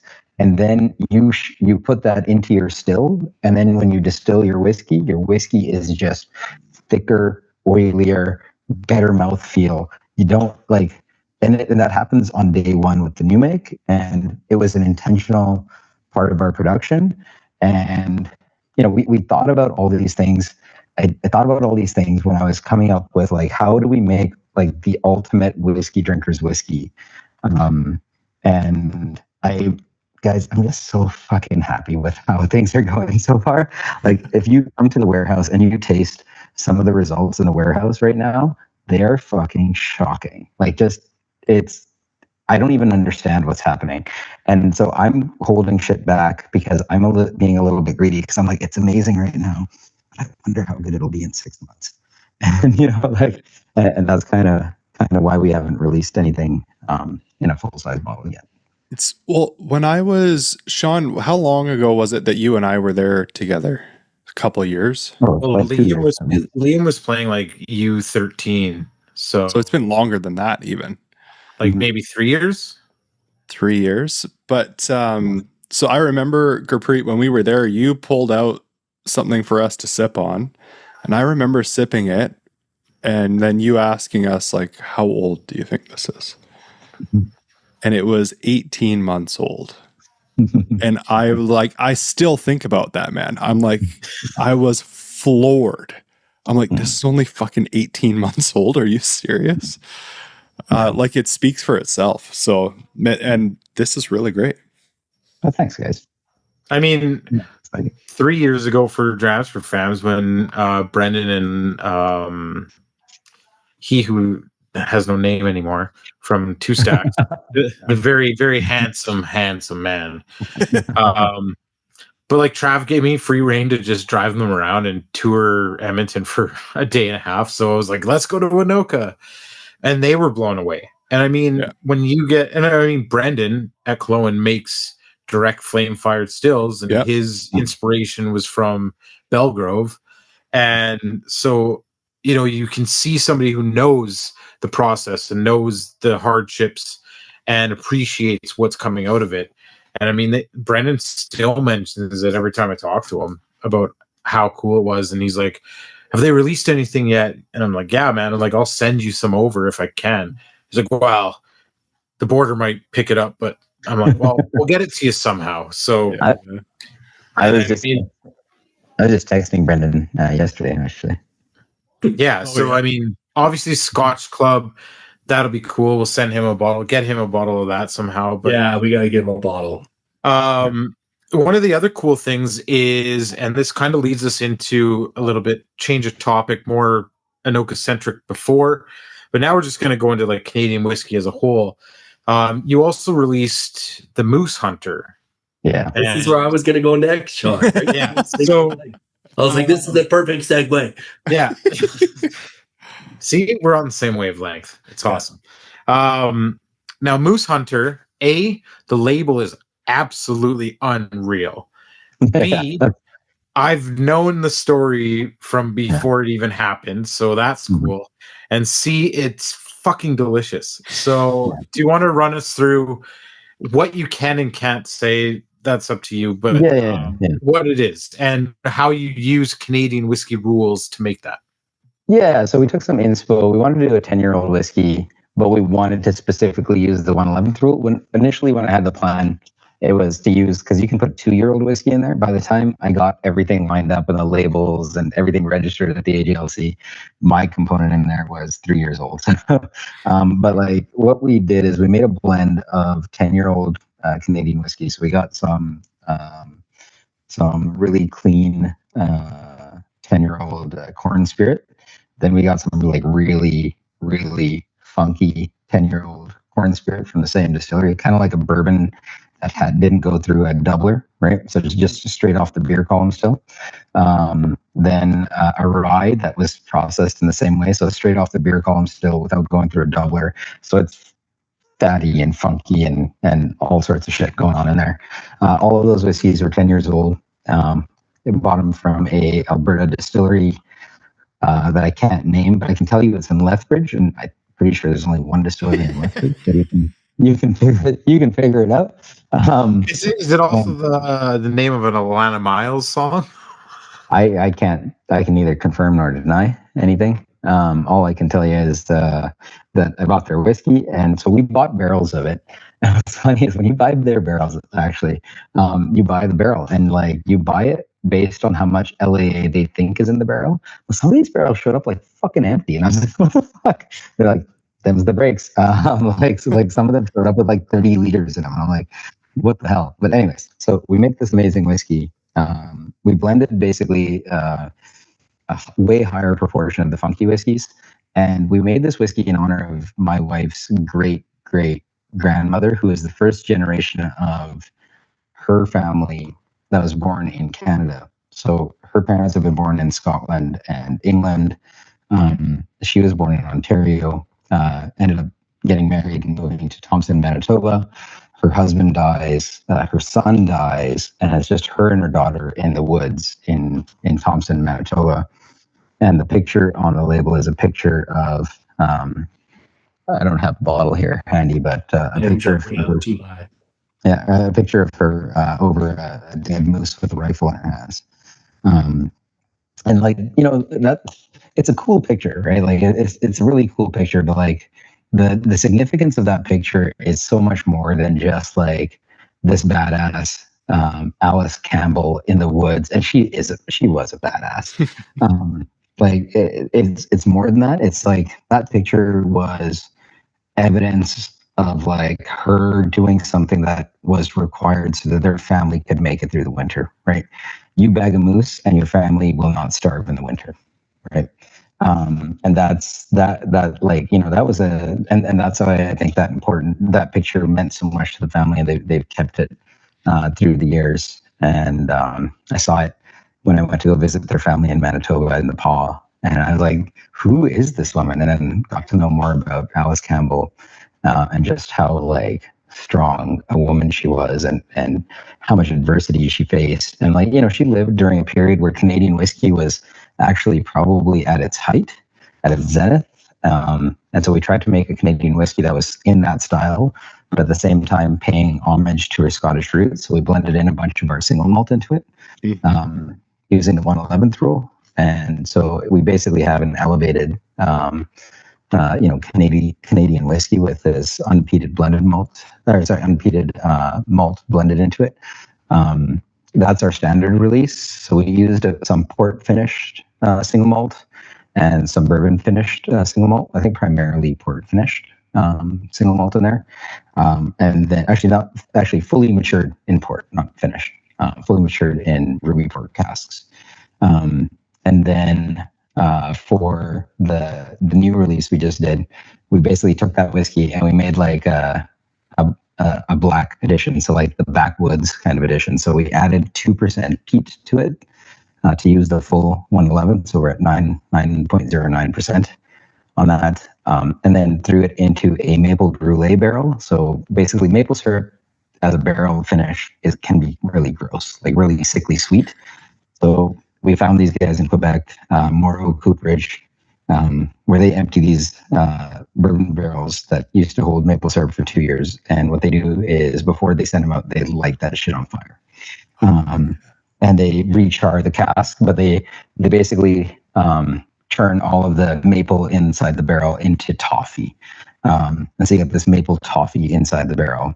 And rather than being like overpoweringly sweet and mapley, you just get this like subtle, like very subtle maple, hint of maple with like these really beautiful toffee notes. And it's I think like that should be like Canada's answer to PX.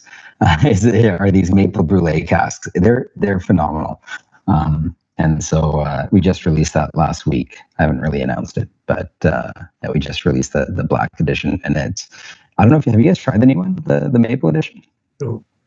Oh, it's fucking killer. It's actually fucking killer. I got blackout drunk for the first time in 11 years because of this fucking whiskey. At the distillery or at home? At my cousin's wedding. I believe in the famous words of Biggie Smalls, never get high on your own supply. But you might as well in this case. Yeah. It's too easy, man. It goes down so beautifully, and like it'll sneak up on you. I love the first Moose Hunter. I loved everything about it, so I definitely will find a way to get a black edition, backwoods edition. Right. So only 229 bottles for now. How much? Only 229 bottles for now, but there'll be more of it soon. But we did a whole bunch of different barrels as experiments. We did PX. We did like fresh ex bourbon. We did a bunch of different finishes to kind of see what would work best, and the maple brulee won. And so now that we know what works, that's the way we'll go going forward. Very cool. So obviously you can buy Anohka gin at Costco in Alberta, which I know at the time when that happened was a huge thing. Oh, dude, it's still a huge thing. Yeah, I see it every time I go into Costco. We'll go at 9 in the morning because from 9 till 10, we call it the pleb free, like the peon freeze time. And there's no lines. And then by the time we're out, we go into the liquor store, and I always check to make sure that they have a supply of Anohka there. And but so getting it outside of Alberta to other markets, we've heard from other brands it's a challenge. We know that you were featured in a Canadian kind of expose event in England because our friend of the show, Claire, was there, and she actually said that the Moose Hunter made more of an impression at that than the single malt. Oh, that was the maple syrup one. Ooh, yeah. So that was the black that she had. Yeah. Awesome. She got a pre-release version of it. So obviously, like, you're trying to expand, and you've made a couple trips to Japan, and they obviously love your stuff. So what are the challenges of getting it outside of Alberta into other markets? And do you see that still as a feasible option? It's really interesting. The world is a funny place. Like, there is, like, you don't know what a market's really like, and that's why, like, these trade missions are so important. It's like you learn so much. Like, looking at the numbers of places. Like, if you look, for example, at like Taiwan, just by numbers of like how much Scotch they import, it's shocking. Their per capita Scotch import numbers are insane. So they drink a lot of single malt. And then you get there and you realize, oh shit, they only drink Macallan and Belvinny. Like, that's the only two brands they drink. And I don't know how and why, like, only those two brands, but those are the only two brands they'll touch. And they go through like fucking pallets of that shit. And then everything else just sits. And even like really, really good stuff has a hard time succeeding. But you don't know that based on the import and export numbers until you actually go visit the market, and you're like, oh, you mean, and the reason is that, like, the reason they buy whiskey is to like give gifts, and everybody knows what a Macallan is, and everybody knows how much it costs. And so you can put down a Macallan on the table, and that's you just signal to your grandpa, hey grandpa, I'm doing well, without saying anything. You've already told them, hey, I'm doing well. Right. Or I value this relationship because I just spent all this money on you. Right. And so it's this unspoken communication. And so you don't realize that until you go to those markets. And England is actually really funny right now. They're really I think they're really over single malts in England. I think they've just like, been so inundated with so many new distilleries from not only Scotland and England, but all over the world, that they're really loving bourbon right now. They're loving bourbon and rye, and they've like just discovered rye. They didn't even know what rye was like 2 years ago, the first time I went, and now everybody's like, "Have you tried Elijah Craig rye?" And I'm like, "Yeah." Like it's $30 a bottle, and they're like, "Oh no, that's incredible!" And then so I don't know. It's funny because like we're always on auctions looking for stuff that we can't get here, and you see what some of these like bourbon and rye bottles go for over in the UK, and I'm just like, holy shit! Like 600 pounds for like a willet, and I'm just like, that's insane. And so like every market. So sorry, you asked a question about like global domination and how we plan to do that. What I need to do is I need to go out there and figure out what I love. The market I love the most is the Japanese market, because the only thing that fucking matters to them is the quality of the liquid. And the really high end whiskey drinkers don't care. They do like packaging, right? But like that's your average person likes the packaging. The people that are really into whiskey, the only thing they care about is the quality of the whiskey, right? They don't care about age statements. They don't care about any other of the bullshit. All they care about is the quality of the juice. And if you have good quality juice, they appreciate it. And so I really like that market. I think that market works well for us because I think we can give. Yeah. I got to jump in because I'm a Japanese whiskey expert. Yeah. The packaging matters. It has to have a samurai sword on it. That you missed that part. I know you might have.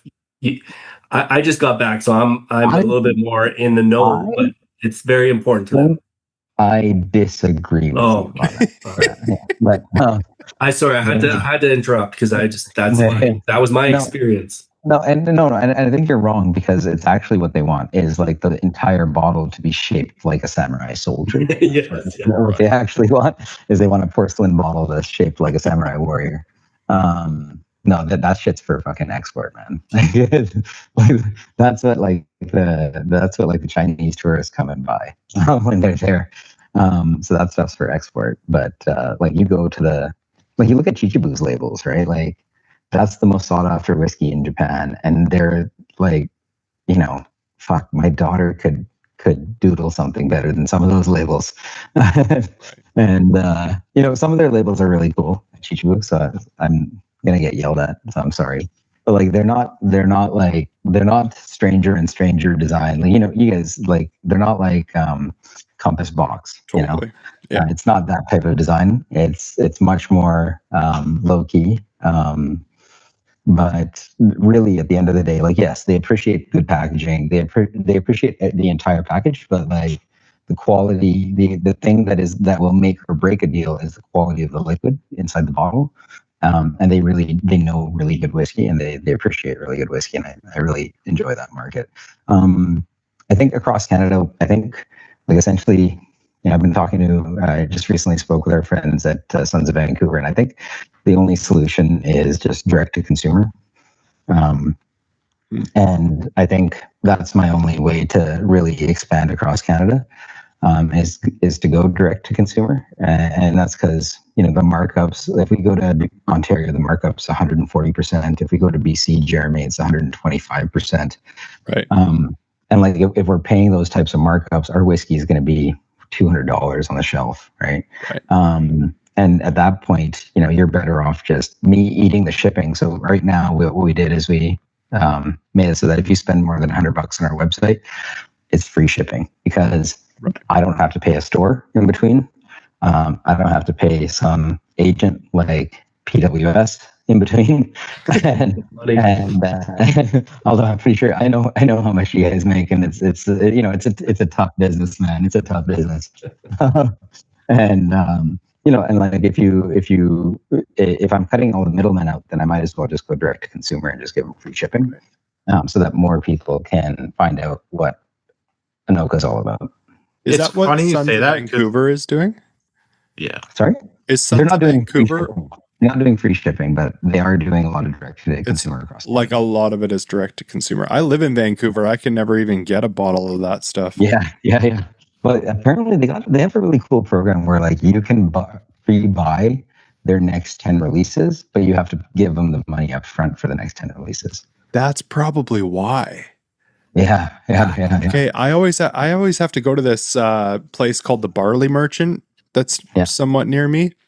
Mm-hmm. And their whole deal is it's like all BC products. They have 50 BC beers on tap, and then they do BC spirits as well. So he always gets bottles of Sons of Vancouver. That's the only place I can ever try it. I can never nab a bottle. Yeah. It's funny you say that, because like direct to consumer, we all know a guy in BC that he made a purchase through your website and put me as the pickup, and he just reminded me that I'm holding on to them and I've never picked them up yet. So they're still there. Okay, good, because I was getting really worried. I'll be able to speak to pick them up. I just thought of a great PWS idea. I just tell people they got to buy the next year's worth of releases from PWS, and they get first access. That's my simple math. New business plan. Yeah, man, it's fucking. It's kind of sad. And I know they're looking into like different interprovincial stuff right now, Gurpreet. But it to me is really sad that an up and coming and like Canadian distillery that is going to knock people's socks off, that we can have this on shelves across the country much more easily. And it's no different in the States. Every market in the States is different. Every state has their own agencies and importers, but it's like one of the whiskeys we're drinking tonight. It's $100 in Alberta and it's $150 in BC. Like, yeah, and it's really hard to tell people to spend $150 on whiskey. Like it just is. So it's unfortunate. Well, I don't buy whiskey in BC. Like maybe 3 bottles a year. Yeah. I do all my shopping elsewhere. I don't buy it here. Yeah, and I think that's I think amongst whiskey nerds, and we only make up like less than 1% of the market, Yeah. right? Amongst whiskey nerds, everybody knows that like you got to go to Keg and Cork or Whiskey Drop or Kensington Wine Market or one of the Alberta retailers and buy stuff through their website. Malts and Grains here in Edmonton, another example. And so like that's and like Alberta is amazing in that like it's just an open system. So long as you can find a dummy to open up an import agency, right? That you can have anything.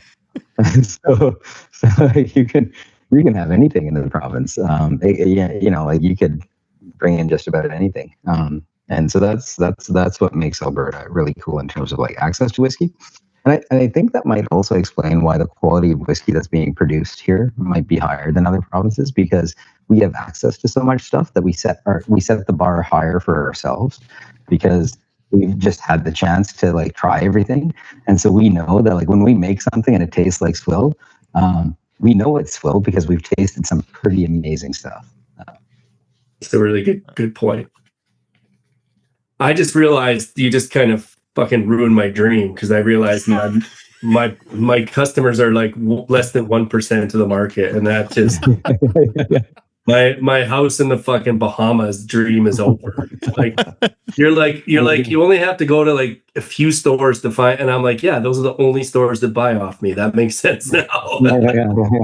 My whole business plan up in flames. It's kind of we are whiskey nerds, but like in terms of your whiskey, like do you, obviously your gin is kind of hitting the masses a little bit in terms of like Costco and stuff like that, but is your whiskey like maybe you can have a brand like Moose Hunter that is maybe something that maybe one day you could get into LCBO and just kind of keep your margins down and sell a boatload of it. But do you plan to be a whiskey nerd distillery, or do you plan to create a brand that can be in more markets? Like, what is the overall long-term goal for you? I think like our focus will always be the really like I'm too damn passionate about whiskey to not make amazing, like to not try my best to make amazing whiskey. I love amazing whiskey too much to really focus on anything else. But I think ultimately like the business, for me to do that, I think we need to find a way that we can make something that is more approachable for the masses. I think that our whiskey has so much depth and flavor and intensity that we could probably make ourselves like our own in-house like malt and grain blend with a much higher proportion of malt and still make something really fantastic. And I don't know if you know, but there's people who just fucking love grain whiskey too, and we could just finish in a cask and and that's all cask driven, right? And so we can start doing that stuff because grain whiskey is incredibly inexpensive, and so then that allows us to potentially expand and provide offerings in much in the same way that like Chichibu does, right, with their malt and grain blends. But I think before we can get to that point, we first have to get to a point where people start to recognize that the whiskeys, the single malts, are really good, and the demand outstrips supply. And if the demand outstrips supply, then there's a business case to make blended whiskeys where we can basically take that some of that supply and stretch it with grain whiskeys and offer it at a lower price point to people. So that is kind of in the plans for the future. And I think again, like that'll also work better once the whiskey is a little bit older. It'll work better in the blend. It'll carry a longer distance once you had a chance to get some more years on it. And also Canadian grain whiskey goes into such fucking knackered casks that like what I need to do is I need to start generating income so that I can buy some of this grain whiskey, finish it in fresh bourbon casks to actually give it like when we bought this 10-year-old grain whiskey, the barrels were from 1966 and 1967, No. right? Like these barrels were, my dad was 8 years old, right? Like, fuck. Like, when these distilleries don't exist anymore. It was actually from the original like E.H. Taylor distillery when it was a real fucking distillery and not just a brand name. No. The other barrel was from Old Crow when it was a real distillery and not just a fucking brand name owned by Jim Beam. And so like these barrels are like their history, man. Like they're really fucking cool, but they do nothing for the whiskey, right? Like you might as well just put them in fucking glass at that point. So after you're done with those barrels, I have a living room that needs another barrel in it. You could definitely drop one off here. Yeah, okay. I think I've got an Old Crow. We're gonna empty some more and figure out where they came from. Some of them came from some of the some Ontario distilleries out in like from the 60s as well. So I mean, there's some really cool barrels, and I get excited when I get those barrels and I get to like see this history. Right? Like today, I was playing with like 40-year-old butts from Gonzalez Baez, and I was just thinking, I was like, man, this barrel is like as old as I am. Your sentence, today I got to play with 40-year-old butts. It's just a funny. Sean's a proctologist, so he can help out with that.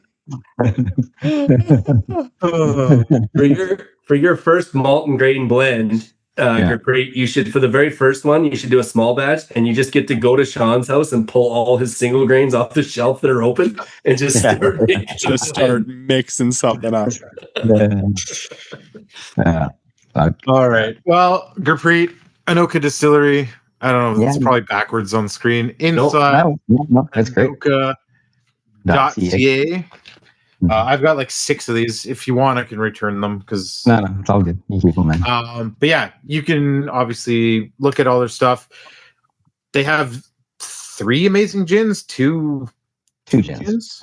A sipping gin, kind of a blending gin. Jeremy, I know your wife loves gin. We'll make sure she gets some. I love the Tempest. If you buy 2 bottles, shipping's free now, Jeremy. Giddy up. Let's fucking go. On top of that, you have also made a whiskey cream. Yeah. You partnered with a bakery in Edmonton. And kind of. Yeah. Yeah. We went basically to Duchess, and they're like, "Hey, we'd love to collaborate with you guys." And I went and visited their bakery, went kind of through their pantry of like what they use for ingredients, and then went back, and they're a French bakery. And it occurred to me that like we fucked up a whole bunch of whiskey when we first started making whiskey, and we made all this whiskey that tasted like fucking butter. Like it just like you open the barrel and it smells like you're in like Cineplex Odeon's lobby, right? like it's just, it smells amazing until you fucking taste it, and it's like I'll get to that, but go on. Okay. And so like we fucked up all this whiskey that tastes like butter, and I'm like, what the fuck are we gonna do with this whiskey that tastes like butter? And then it occurred to me, I was like, we just paired up with this like French bakery. Why don't we use some of this in the cream? And like the results, like butter flavored whiskey with cream, and then paired with like fresh roasted chocolate, cacao husk, tonka bean, cinnamon, cardamom, fresh organic ginger, and the results are just fucking so good. And when he says tonka bean, like they literally had the whole family there, like peeling tonka beans or whatever you do with them to prepare them. Grinding them. Yeah, grinding them. And then, so the Duke, obviously play off the Duchess Bakery, is fantastic. It's unreal. Tied for the best cream in the world, I would say. Yeah, it's right up there. Up there with the 2 stacks, man. The 2 stacks is pretty good too.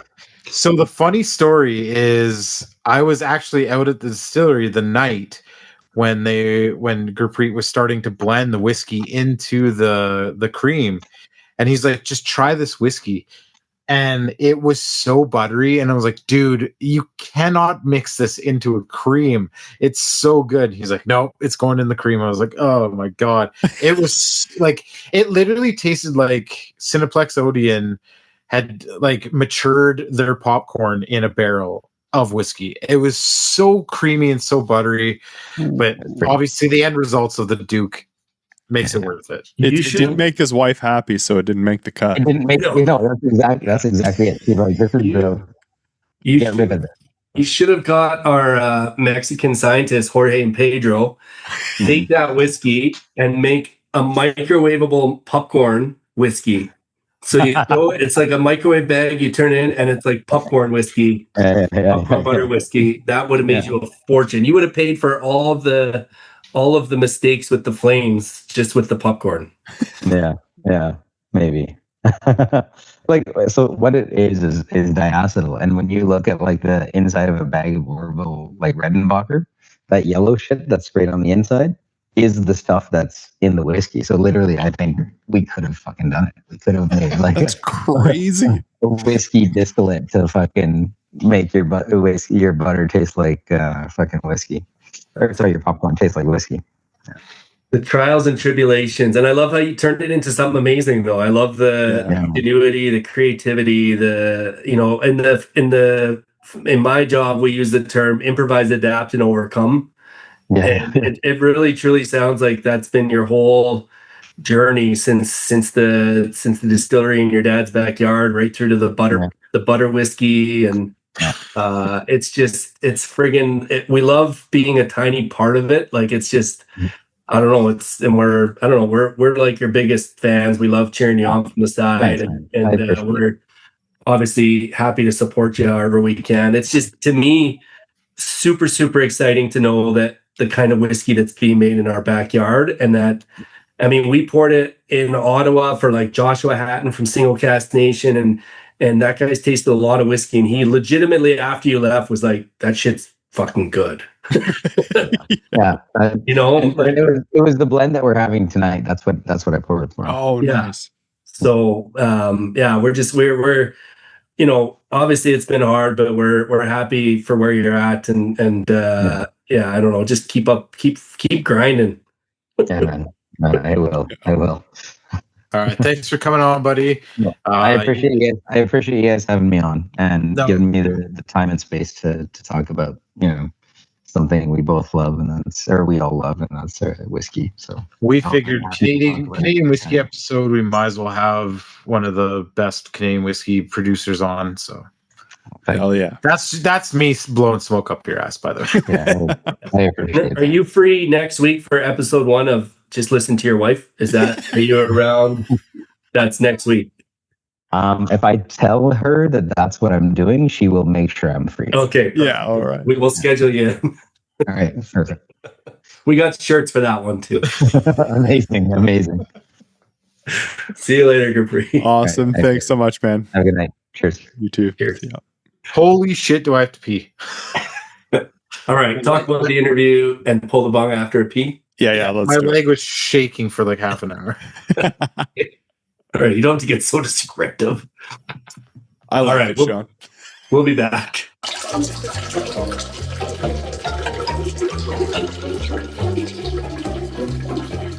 All right, we're back. We're all peed up. We all have to munchies somehow.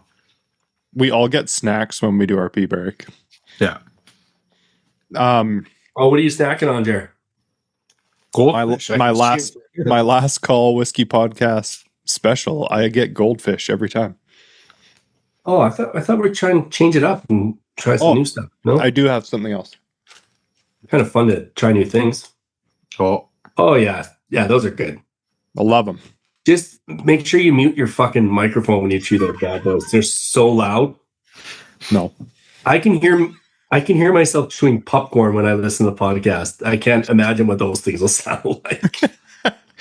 Just distorts every word that anybody else is saying. Dude, those things are too crunchy. they're so crunchy, so good. I was at Freshco today, old school, just some classic Pringles for $2 off. Nice. Oh yeah. My kids saw me bring them in the office. They're like, "You're not eating the Pringles." I was like, bought the Pringles and it's podcast night. I'm going to eat what I want, son. And then I just got some old school, just some Smartford white popcorn, the white cheddar. Oh, that's my favorite popcorn. It's so good. Yeah. Such a nice. Is it better for you than a potato chip? It's 95% air. Of course, it's better. It has. It's got to be better, right? And like fiber. I just don't feel as gross after eating popcorn as like a bag of chips. 100%. No, but your fingers may feel grosser, but it's also like extra flavor at the end. Yeah. My favorite flavor is actually the jalapeno cheddar. Smartford. I like it more than this one. Just not good for whiskey, probably. So I'm a loser and I'm eating a pure protein, but experimental flavor caramel churro. Who has a protein bar at 11:30 at night? This guy. Someone who's on TRT. Exactly. We can't. We're not talking about it. Can't. Maybe later. You can't get sidetracked. Awesome interview with Gurpreet. As usual, we could have. I had 8 more questions. Oh yeah, I had so many. I really appreciate with him the like in most things in my life, I operate off of feel, right? So what I always love is when he gets into his like nerd chemist mode. I'm like, his knowledge is unbelievable. So I love all that stuff. Were you operating on feel when you smashed your head on a camera today? Yeah. I was operating on You're right. mode. We can't tell. I didn't realize he didn't go to Harriet Watt in person. It's right here. Well, I have a cut right there too, Jared. I have a scar from hockey right up there. I got a scar right here from another story. Is it all our left sides? Yeah, left side. Oh, we gotta do a scar off someday and send pictures to see. Yeah, we got it. So I already had a scar there. I already had a scar there because I fell skateboarding like a few years ago. It was like pretty recent. But yeah, today when I was like walking, holding my camera gimbal and it was like up at face height and then something up higher caught something and it just like bashed my face. And if you've split your eyebrow before, you know right away. Right. And I was like, oh shit. And then I put my hand up and it bleeds like crazy. So I put my hand up and I'm like, I'm going for stitches was my first thought. So I run to the bathroom and I clean up and I was like, oh, it's actually not that crazy. It was just bleeding a lot. Everything's fine. We thought we were going to lose you for the podcast. Right? That was my first thought. There was a few hairy moments pre-podcast that we were all ran away. Jared cut himself, and my fucking kids wouldn't go to bed. Those are the three delays today. Gurpreet's in the friggin' waiting room, like, yeah, I'm ready, and we're like, oh no, we got life happening right now, like, this life stuff. Mine was hockey when I was playing junior. Guy landed on my head in front of the net and my head just kind of squished in my helmet and it pinched and just ripped that whole piece open. So there's actually a picture of me getting stitched up on the bench with no freezing or anything. Just the team doctor came and like just stitched me up on the bench, which is kind of That's cool. That is cool. Yeah. But probably left a bigger scar because maybe it wasn't the best stitch job. I don't know. It's just the old school needle and thread on the side of the bench. That's awesome. So Jared was working. Travis was playing hockey. I was driving completely 100% sober at a night at Cowboys in the West End on ladies' night. So of course, my wife might have served you. She used to bartend there. Very possible. So anyways, I was 18 years old. It was a Tuesday night, and I worked full time at the time. Ladies' night, before 11, all the guys are on one side, all the girls are on the other side. It was middle of July. It was a 34-degree day. The ventilation inside Cowboys did not work. And at 11 o'clock, they opened the curtain. Guys are allowed in. There's stacks of 5-cent beer or whatever it was at the time. And I walked in and dehydrated because I worked all day in 35-degree heat and didn't drink enough water. Completely sober, and I passed out. Landed on the floor of Cowboys.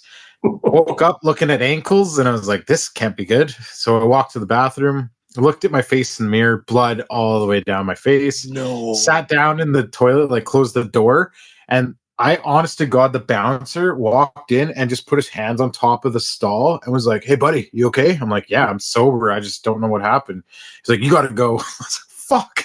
Yeah. So I drove myself to the hospital, got stitches, and then went back and picked up all my drunk friends and drove them home, and then went to work at 7:00 the next morning. And my boss is like, "You, what the fuck?" I was like, "I was sober." And he's like, yeah, we're gonna have a talk about this." I'm like, "Just let me do my job." Oh man. Jared's Cowboys was like a legendary institution back in the day in Edmonton. It was like on the west edge of Edmonton. Mhm. Like if Sean was in Spruce Grove still and Cowboys was open, it'd be close-ish for him. Okay. It would be like And 10 minutes. they had like legendary draft nights on Thursday nights, and the waitresses were like the legendary Cowboys girls back in the day. Right. It was a thing. It was an institution. So They would stand on the bar and they'd have their like liqueurs on their belt, and you'd lean back over the bar and they would just dump it from like 5 feet up right into your face, all over your. just Yeah. sticky liqueur. Like yeah. what was that? Baja Rosa. Just Baja Rosa all over your shirt and your face. Baja Rosa and blue curacao. Yeah, that's what you passed out on, just a floor full of Baja Rosa. Oh yeah, for sure. All right, should we pull the bung? Let's pull the bung.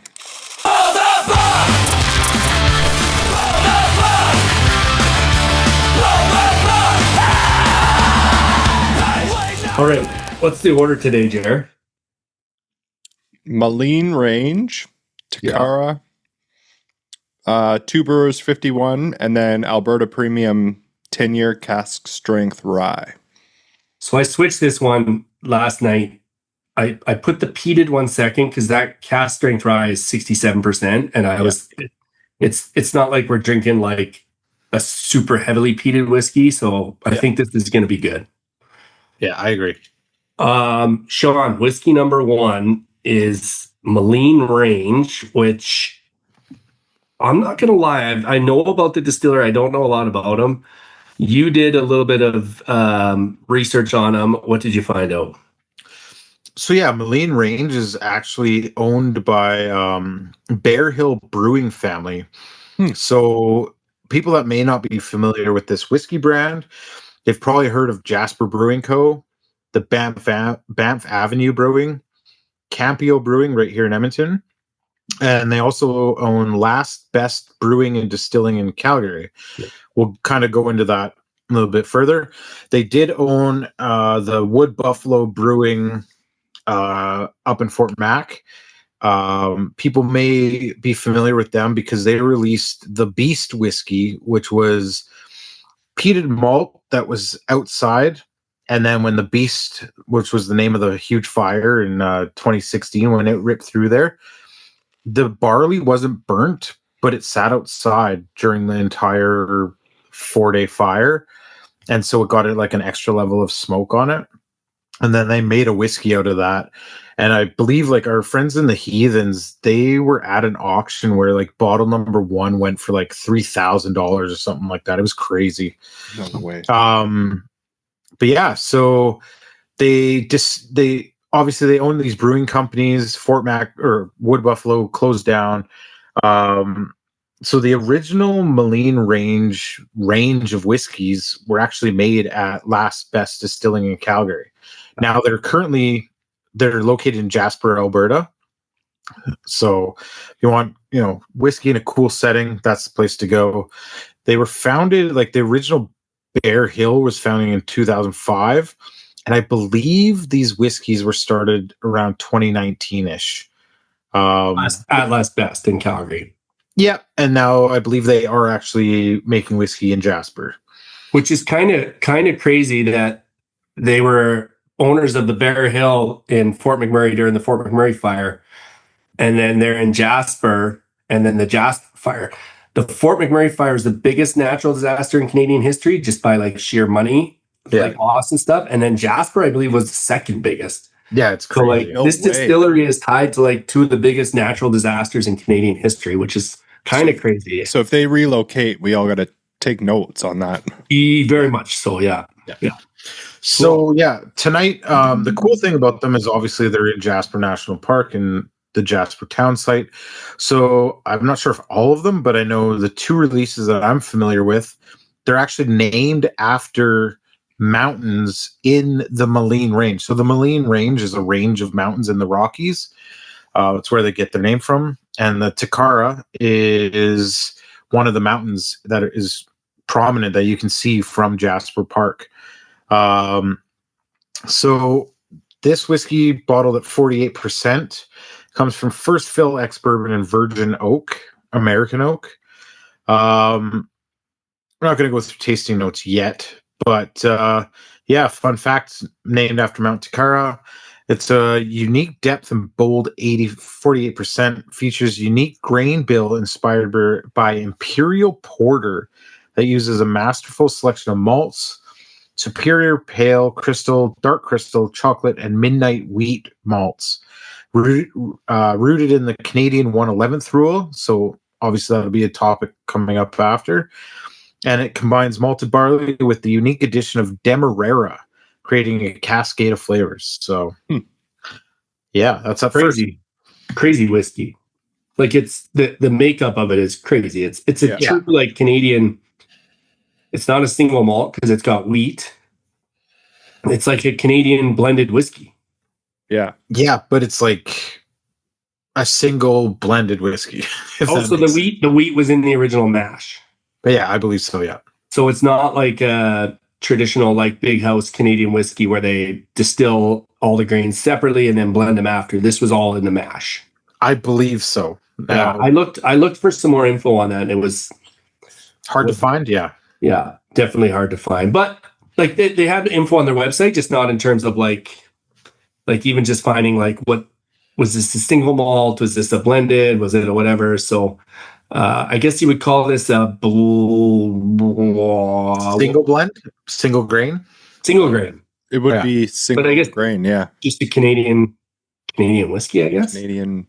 This is the problem. I don't know. This is the problem. This is exactly it. After we taste these, we will go over some of this. We can talk about it, yeah. Because I had a real hard time even just finding like that. So man, this thing's like, am I crazy? This is like Banana City, but like banana candy, not like a. Okay, so funny enough, banana runts. Yeah. Remember banana runts? If you remember the orange box of Runts candy where each flavor was shaped like the fruit. Yes. When you sniff that, it is like a handful of those banana shaped. It really is. It like that fake banana flavor, but like in candy form. Totally is. But that was like immediately after I poured it. I like looked and I was like, whoa, banana. Sean, I didn't look at your notes when you were talking about banana, and then I said runts. I didn't see that you'd already written down runts. That's insane because I didn't look at yours either. I purposely didn't. I didn't want to be influenced. And you wrote Banana City too. Sean. I wrote Banana City. I was the first person to put notes in there. Oh yeah, sorry, I didn't look at Jeremy's, and I literally mine smells like banana shaped Runts candy. Oh my god, this is so sweet, like artificially sweet. Still tastes like liquefied alcoholic fruit candy. There's a touch of spice on the back end. Like those were my notes. And then Trav said Runts, and I was like, "Did you read my notes?" I thought he read it. Yeah. And then what is but like they were going for like an Imperial Porter, and they got like a crazy kind of mix of malts there, like that dark crystal chocolate, the chocolate malts, the crystal malts, and then the wheat. But how does that bananas come from that? I think it's that Demerara. They're like, we're gonna do porter style. They do all this stuff, and this is what comes out. They're like, shit. Well, this is the thing with the 1/11th rule is that it just pouring in 9.09% of something really can change totally anything you did before in terms of the mash and the still and all that. You just pour 9% of something in, it can really change that whiskey, right? So we don't need to go deep into that right now, but so like adding that Demerara at 1/11th of the blend. So Demerara dictionary entomologist definition is a light brown, partially unrefined cane sugar featuring large, crunchy crystals and a distinct caramel and toffee flavor. And it's like prevalent in the Dutch colonies in the Caribbean, which is usually how they make their rum down there. Mm-hmm. Like usually when I see Demerara and an alcohol, I assume rum right away. Totally. The producer notes actually mention candy as well. So it says, Of course it did. Tekarra, is it Tekarra or Tekarra? I think it's Tekarra. That's my guess is Tekarra. Unveils layers of flavor that suggest fruit, we said bananas, and candy notes, candied bananas. There we go. Alongside earthy components. This whiskey invites you to indulge in a rich, complex experience and a memorable journey. So, other than the banana, are you guys getting any of the earthy components or the what was it? The richness? Having a hard time getting past the banana.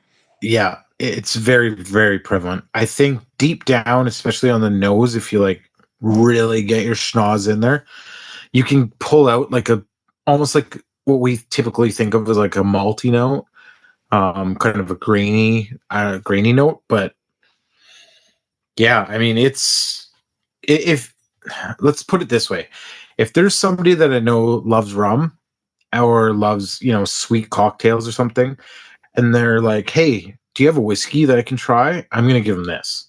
Be like, you'll probably like this. Or like last week, someone was at my house and he said, do you have any banana runts? If I had this whiskey, I would just give him. There you go. You're like, funny enough. I kind of like it. Right there. It's so unique. Like, it's so unique. It. Yeah. Like, I wouldn't say it's not disjointed. Like, it's not like the nose and palate aren't matching. It's actually very like unified. It's the nose and palate and everything. The whole experience is like, there's not like, I'm like, oh, this smells like this, but the taste is complete. It is what it is. And I'm kind of enjoying the experience. I think we'll remember this one forever because of the banana runs. I'm going to buy runs tomorrow. I should have. I was at Shoppers like 3 hours ago. I should have. Well, 3 hours before we started. I should have looked for runts there. Banana runts is not a bad note. Like banana runts, I used to love banana runts. Yeah. I'd probably eat the orange ones first. Actually, the bananas, are they the last ones to go out of the run package? Always. They are. Is it the shape of them though, or they're kind of weird? It's the shape. Listen, Travis. No, because you eat bananas for the shape. No, that's your own. I don't mean the phallic nature of them. I do not mean that. I just mean the other ones are like perfectly round, easy chewable candies. The banana ones are like a banana candy. It's like kind of an odd shape for a candy. Travis, that's all I'm saying. Listen, when you eat a Snickers bar, do you flip it upside down for the texture? It's one of the best banana shape. If there was a banana shaped chocolate bar, I'm fucking asking some questions. Okay? Just like I am about this candy. Maybe that's like a Bounty. Remember Bounty bar? Maybe that's like their like limited edition Bounty banana. The dollar store has like a shittier version of Bounty. To me, Bounty's so gross. Bounty's to me like top 3 worst chocolate bars in the history of chocolate bars. I agree. Get out of my face. I was having this discussion with a friend this last week because her favorite chocolate bar is a Bounty. And I was like, what? I was like, what the fuck is wrong with you? Get the fuck out of my house right now. That's like people that like, that's like someone that doesn't like dogs where you don't really trust them completely. You don't trust someone that, if their favorite bar is Bounty, you got to ask some questions. 100%. Why am I friends with this person? Yeah. Like, listen, I'll take a big Turk in my mouth any day, but get the fucking Bounty away from me. Yeah, I'm Big Turk's one of my go-tos. I love Big Turk. Big Turks are awesome. But like, if someone comes to your house and you give them a box of runts and they're digging out the bananas and eating those first, you need to ask a couple questions. Just purely about the flavors. And there goes sponsor 374 that'll never sponsor the Last Call Whiskey. I'm not talking about what you think I'm talking about. What I'm talking about is just it's not anyone's favorite runt. It's so true. Yeah, It's not. it's true. Yeah. But But I think we all know it because we eat them last. they do get gone last. Yeah. Like, let's say we're drinking a whiskey right now and it's like, oh, it tastes just like an orange runt. Are we talking differently about the whiskey? Probably. Like in a more positive way, do you think?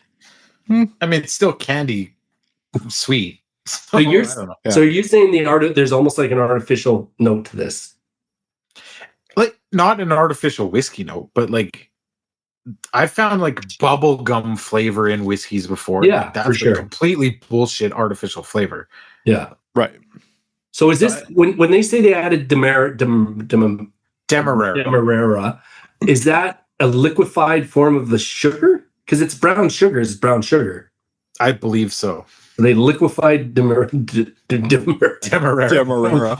Oh my god, man. All the entomologists in the world are fucking shaking their They're heads. so mad right now. The pathologists, they're so mad. Paleontologists, Yeah. So the Demerara is like they just liquefied.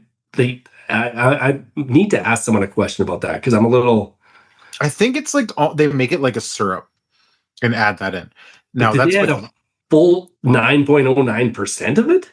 well, in one barrel, that's not tons. I don't know how much of this is. But This is doesn't batch 2, so maybe they release it one cask at a time. Batch 1, batch 2. It doesn't taste to me mouth puckeringly sweet though. Like the way we're talking about this, no. it's not bad. It's I'm enjoying it, to be completely honest. I don't know. When I say like the rum part of it, it's not sweet like a rum at all. It's very clearly whiskey. It's just got that sweet edge to it, but it's good. Like I will admit, I tried this a long time ago when they first came out, and I did not like it. Now, the setting I was at a bar or a store during a tasting, and they just got them in, and we were tasting each one of them. It was a Canadian whiskey night, and we tasted a bunch of them, and it was just because it was so sweet. It seemed so outside of like the rest of the lineup. So, but now that like I don't know, it's changed my mind on it. I'll put it that way. Well, it's batch 2, so it could be some. Yeah, it could be different. Mm-hmm. I should point out the Maligne Range bottles look beautiful. They're amazing. Yeah. The packaging is on point. Absolutely gorgeous bottles. Now, And that, to me, just to put on a shelf, looks like that gets a few points. oh yeah.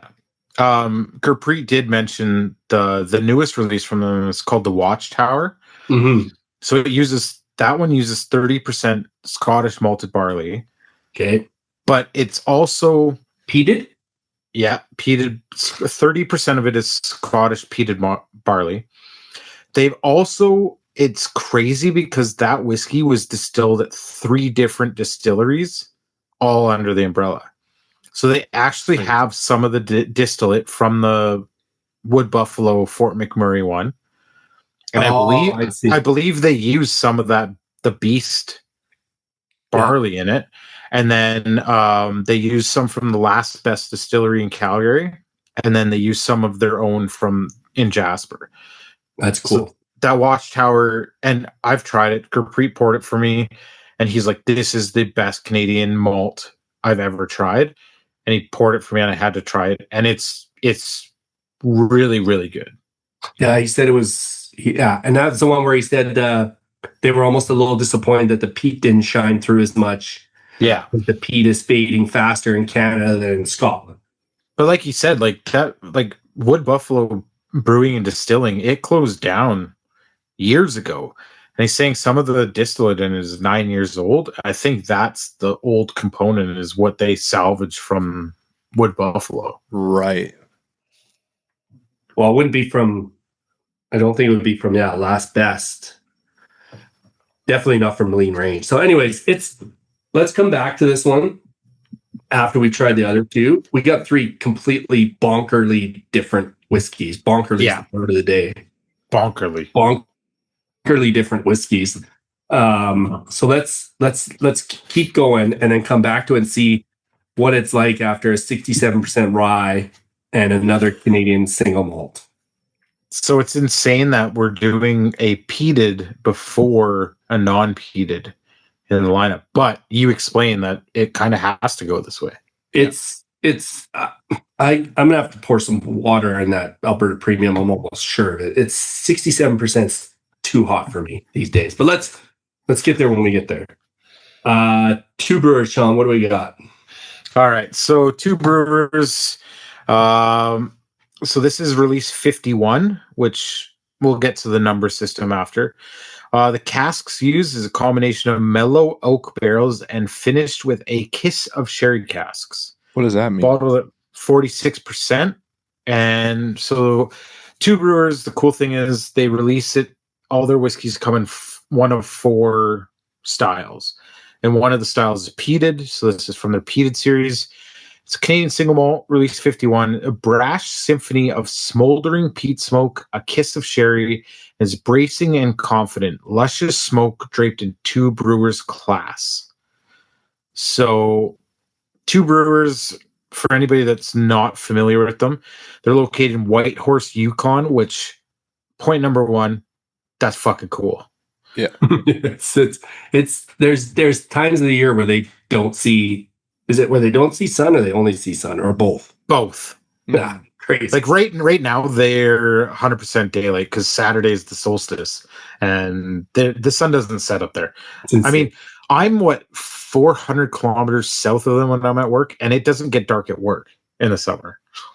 That's crazy. Right. I didn't realize that. Yeah, like I take pictures at like 2 a.m. and like the north horizon is still like lit up. It's bonkers. So Bob Baxter and Alan Hansen, they're the owners, founders. Yukon Brewing, now that's the bread and butter of what they do. They're beer makers. They make some of the best beer in Canada as well. I love their lager and I love their stout. Their stouts and some of the barley wines that they do, like the high percentage stuff. Oh God, so good. We're lucky here that our rep for Two Brewers, Dave, is one of the best gems in the entire spirits industry worldwide, and we have him right here in Edmonton. He's a legend. Yeah. So they don't disclose how much whiskey they make a year. I'm sure it varies year to year. They have a 10,000 liter mash capability, and that produces about 7 barrels. So I think when they do a run, they may fill 7 barrels, and that's probably it. Now, what they do with that, obviously, like the Scotch Club cask that you picked, it went into like a bunch of different barrels after that. But yeah, they do use Scottish malted barley. And the cool thing about them that I love and also hate is that they number each release. So this is number 51. I think they have 52 altogether. Yeah, there it is. Oh, yeah. So that's the Scotch Club pick, which one of the best Canadian whiskeys I've ever tasted. 100%. So I think 52 is their latest release, and 51 is what we're drinking. And Trav just put up number 50 as well on the screen. Every so often, it's usually the last release of every year. They do kind of an elevated release with way less bottles, more hard to get, and it's usually 58%. And those ones are some of my favorite releases ever. 24, 23, 29. Anybody that loves Glenmorangie Signet, that's the one with the like malted bar or chocolate barley, right? Yeah. So release, I always get these mixed up. It was 14 or 16? 14. That's 14. That's the innovative with deeply roasted malts. Yeah, and that was dubbed by a bunch of us when it came out as the poor man's Signet, because at the time Signet was like 300 Canadian, and that was like 85 Canadian. Yeah. But yeah, 51. So I would say, just quickly, Gurpreet talked about like, is he going to remain a whiskey nerd distillery? Is he going to release mainstream stuff? Is he going to, whatever it is? Two Brewers has just done release batch 1, 2, 3 up to 52 now. They decided that they are going to be every batch is going to be different. They're not creating some crazy blend or regular release. They're sticking to their guns. And when you talk to Bob Baxter, like the whiskey is almost just like fun for them. Like it's Right. the beer is paying the bills. The beer is keeping them afloat. They're called two brewers, and whiskey is like, it's just like, we'll make some whiskey. And I think that's awesome because there's no pressure on them to turn this into anything other than we're just making whiskey. And you'll talk to Yukon Dave, and he'll be like, I don't know when the next release is coming. He goes, they don't tell me anything. And I don't think they know. They're just like, whatever. We're just going to release it when we release it, which is probably frustrating for the rep and maybe for the enthusiast. But I think it's also friggin' awesome that there's no pressure. They are my favorite Canadian distillery. They're tied with Anohka. That's it. Two brewers, Anohka. So, anyways. Yeah. So, obviously, we're huge fans. When we were deciding, what whiskeys to drink for Canadian episode, it was kind of, we needed a rye and we needed a two brewers. It was kind of like our only stipulations for it. Yeah. So I mean, peated, I will be honest, like peated might be my least favorite of the four styles. Mine too, yeah. But Trav, I think you were there. We were lucky enough to drink releases 1 through 7. And the very, very first peated, which was like release 3 or 4, it honestly blew my mind. It was so good. I'm just looking. Yeah, but I think it was 4 because 5 was innovative and 6 was classic. So Okay. both of those in front of me here. Yeah. Yeah. So, but I mean, this one, it's kind of a straightforward peated release. Peated barley, I'm guessing ex-bourbon. Do you want to know quickly, my favorites are the classics. I love the classic two brewers because it's just like they just blend something that's just delicious, and they're almost always delicious. Yeah, that's just my favorite. Sorry, didn't try. Keep going. Oh, sorry, Jared. I had one that was super memorable as well. I want to say maybe 11. It was an innovative one, and it was like you put your nose in that glass, and it was like, when you would go to like 7-Eleven as a kid, and you would do all the 5-cent candies. And then you would like get home and you'd open it up, and the smell that would waft out of that bag, that's what it smelled like. I totally know exactly. Pretty sure it was release 11. I think so.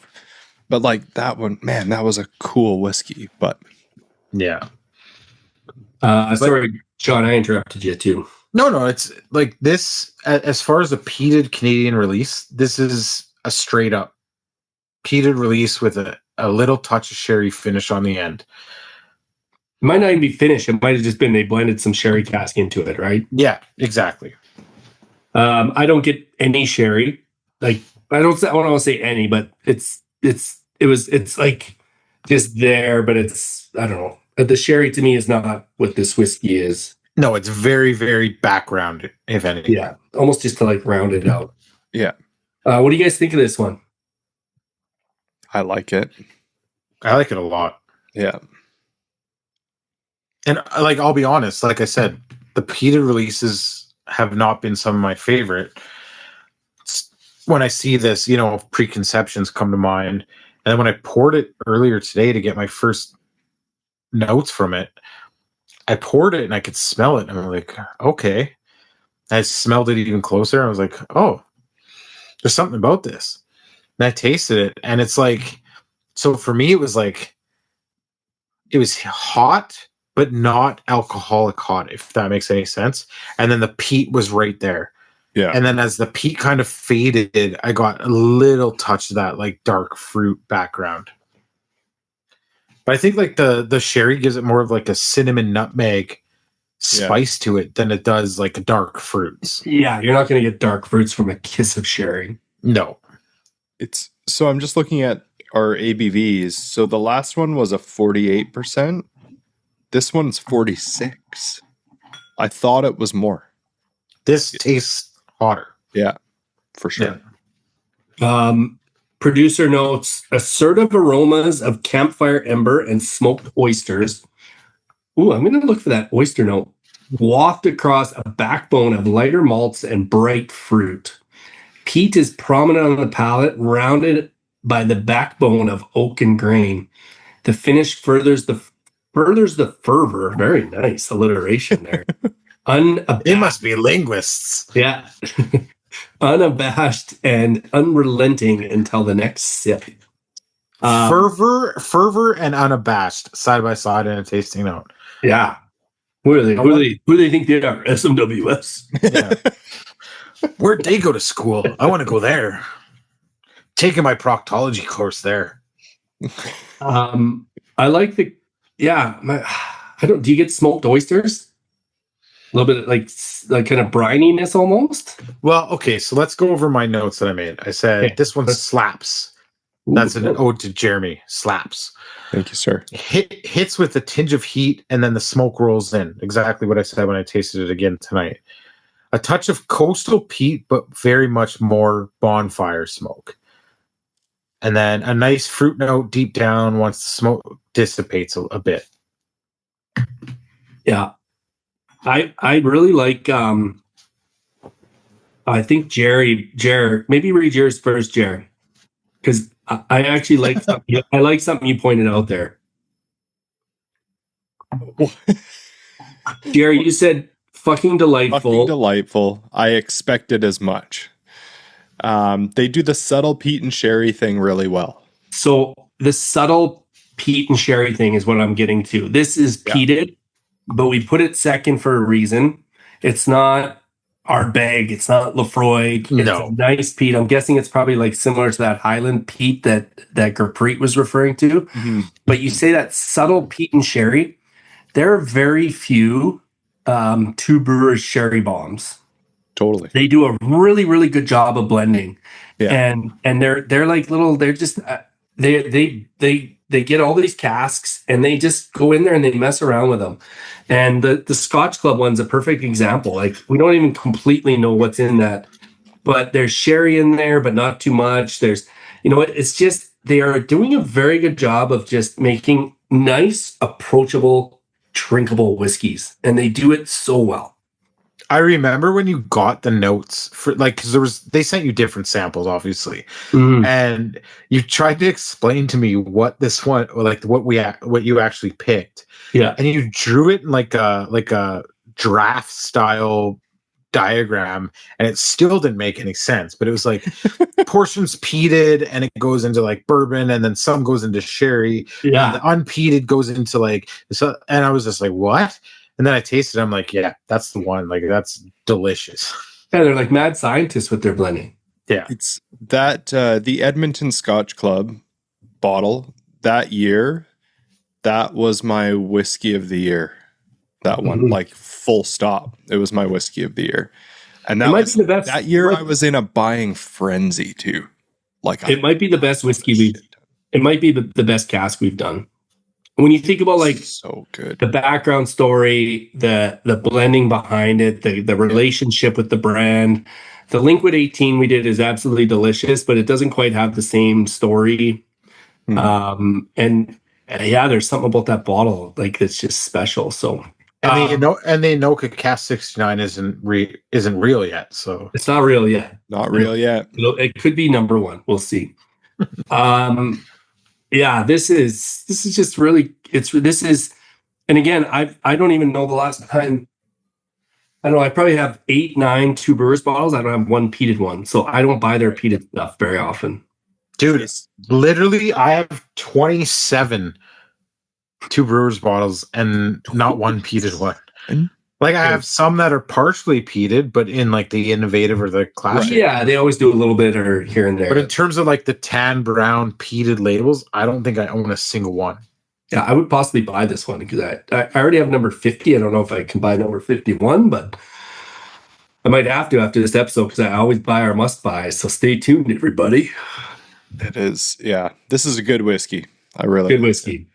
Let's move on to number 3. All right. So Our friend Caitlin Quinn is now the distillery manager at Alberta Distillers. First ever guest on Let's Call Whiskey podcast. Mm-hmm. God, she ascended that ladder quick. Yeah. So Alberta Distillers Limited is the name of the company, Calgary, Alberta. They're owned by Beam Suntory, so this is as big as you can get, pretty much. The other two that we tasted don't disclose or are too small to disclose how much they make in a year. Alberta Distillers makes 220 million liters a year. It's crazy. It's a lot. So some fun facts before we get into it. They sit on 42 acres of land in the heart of Calgary. And It's like right off the Deerfoot. It's not like buried anywhere. I passed this probably 100 times and never knew what it was. Yeah. It's crazy. They have rail lines that connect it to the rest of Canada to get their product out. That's how big it is. That's super cool. They have combination of continuous coffee stills and pot still distillation. They won a pretty prestigious award for the batch 1 of the Alberta Premium Cask Strength. Yeah. You remember when that came out, how crazy that was? That was wild. Hey, I was at work on a Tuesday on day shift, and it came out around 4 p.m. our time. So I had to work all day Wednesday and then flew home Wednesday night. And Thursday morning, I was at a liquor store at 10 a.m. when they opened. And I managed to get 2 for $65. The next store I went to, it was $300. Yeah. And I was like, jacked it up. holy fuck, what is going on? So It was like when the Crown Royal Northern Harvest one too. Is the same thing. Everyone was just blowing it up. But like, quick aside here. Say what you will about Jim Murray. Say what you will about the Whiskey Bible. The fact that one guy can rank a whiskey worst best in the world, and that many people would go crazy, is still pretty freaking cool. Yeah. All of it aside, I think it's pretty crazy how much hysteria it would generate when he named a Canadian whiskey of the year. It was crazy. Anyways, I'm done. So I not that I bit into the hysteria. I still have one bottle tucked away in the bunker that I will never part with. Now, I had 1.6 of them. I gave them to like our first bulldog that we rescued, the foster family that kind of brought him back to health. I gave them one because he came into the den way before it was like this. He's like, holy shit, you got a lot of whiskey. What do you think about Alberta Premium? And I was like, here you go, have this. You know, and like, but yeah, like I tucked one away, and it'll probably stay tucked away for a long, long time. But yeah, now we're on 10-year-old Alberta Premium Cask Strength, which is like A, ages us, and B, how cool is this? It's pretty cool, man. So 10-year-old Cask Strength Alberta Premium, 100% charred white oak, 67% ABV. And the best part, it's made with 100% Canadian prairie grown rye. This is the first ever age statement release for the Cask Strength series, and is the #1 selling 100% rye whiskey in the entire world. Crazy. Now, Travis put notes in here, and he said, fun fact, the Canadian MGP. Why? Because they have sourced their whiskey out to Whistlepig, Jefferson's Rye, Rifle Rye, which is one of their own brands. The Pendleton lineup is made at Alberta Distillers, and I'm sure there's more that I can't think of right now. There's got to be more. Oh, yeah. Yeah. They make 20 million liters a year. It's going somewhere. I mean, they're the #1 selling rye in the world. It could just be getting sold. Yeah. It really could be. So maybe. But think about it. Every single liquor store you walk into, whether it's like Wine and Beyond with 100,000 bottles on the shelf, or Ma and Pa liquor store on the corner of every street in Edmonton, they all have Alberta Premium of some sort on the shelf. The classic black label. Well, and the thing is, like we've talked to Caitlin about it. We've heard from the Two Stacks guys about it. making rye whiskey is messy and hard Yeah. unless you're set up for it. So Caitlin said, if you're not set up for it, it's messy, it's hard, it sucks. So how many other distilleries, and I seem to remember even some of the big dogs in Canada still will source rye from Alberta distillers because it's just easier than trying to do it themselves. Yeah. So like, I don't want to name distilleries because I don't know, but like, are the big dogs even sourcing some from them? Like, is Hiram Walker buying rye casks from them? I don't know. Okay, well, this will take us into one of our topics after pulling the bung. Okay. But what is Canadian rye whiskey? Okay, yeah, let's not do that yet. Yeah. So, Don't get me but going. yes, this is 100% full true rye whiskey. Yeah, it's made with rye whiskey grown on the prairies and nothing else. Yeah, we should be proud of this in Alberta. Yeah, like everybody, you know, a lot of the huge brands get shit on for no reason other than the fact that they're a huge brand, and it doesn't make sense. Now, are there misses along the way? Yes, every brand releases misses, and if they don't, they're lying. But this is what got to be batch 7 or 8 of the Cask Strength series. Mm-hmm. Yeah. And I work with a guy who has collected every single one, and he buys 3. He buys one to drink, one to put away, and one he has tucked away at his dad's place. Because his dad has bottles from like the 60s and 70s in like the wood boxes tucked away. And he said he drank all of them. When he bought this, he drank all of them side by side. And he's like, they're all different, but they're all Alberta premium. If that makes sense. Yeah. Oh yeah. No, that's fair. I just had a sip. Jared was pointing at my face. Yeah. I was laughing too. Hot as fuck. Notes of caramel, praline with a hint of espresso and woody. Taste exceptionally smooth with notes of caramel, toffee, and a hint of dark chocolate, balanced with spiciness of rye. Finish smooth and spicy. She got some spice. Jesus, She's spicy. thoughts? Like this is a lot. It's a So lot. drinking this straight is a feat for sure. To get through a full pour, I just add water. Already the nose took that spice kick down and turned the fruits up. Oh. I don't have any water with me, but I am having no problem drinking this. Have you tried spitting in it? Wet mouth it. Wet mouth it. You're having no problems with it, Jared? No, maybe I've been drinking too much Cask Strength whiskey lately. Now, when I did it like 5 hours before we went live, the first taste of it to get my notes, this one burnt my face off. Now, I'm also on day 1 of days off, so I haven't had anything for 7-8 days. This kicked my ass. Now, I've drank through 2 of Gurpreet's, my pre-dram, 2 other whiskeys, now this. It's not so hot. What were your notes on it, Sean? So I said, as classic rye as possible on the nose with a touch of spice. The Cask Strength shines here, elevating classic rye notes to a higher level. Nice fruit base with vanilla and baking spices. I don't care what anyone says, Canadian true rye whiskey is the best in the world. I like that baking spices for sure. That's a good note for this one. Jared, what'd you say? Actually quite enjoyed this one. If you like rye, it packs a punch, but it's sweet. Not too shabby, AP. Not too shabby. I love the different styles of notes we do. Give Caitlin a high five for this one. Yeah, no, it's good. This is 67 is that's coming right out of the cask? It's got to be 67. Yeah, because every one of them is slightly different. Like some of them are 67.8, Yeah. 66.4.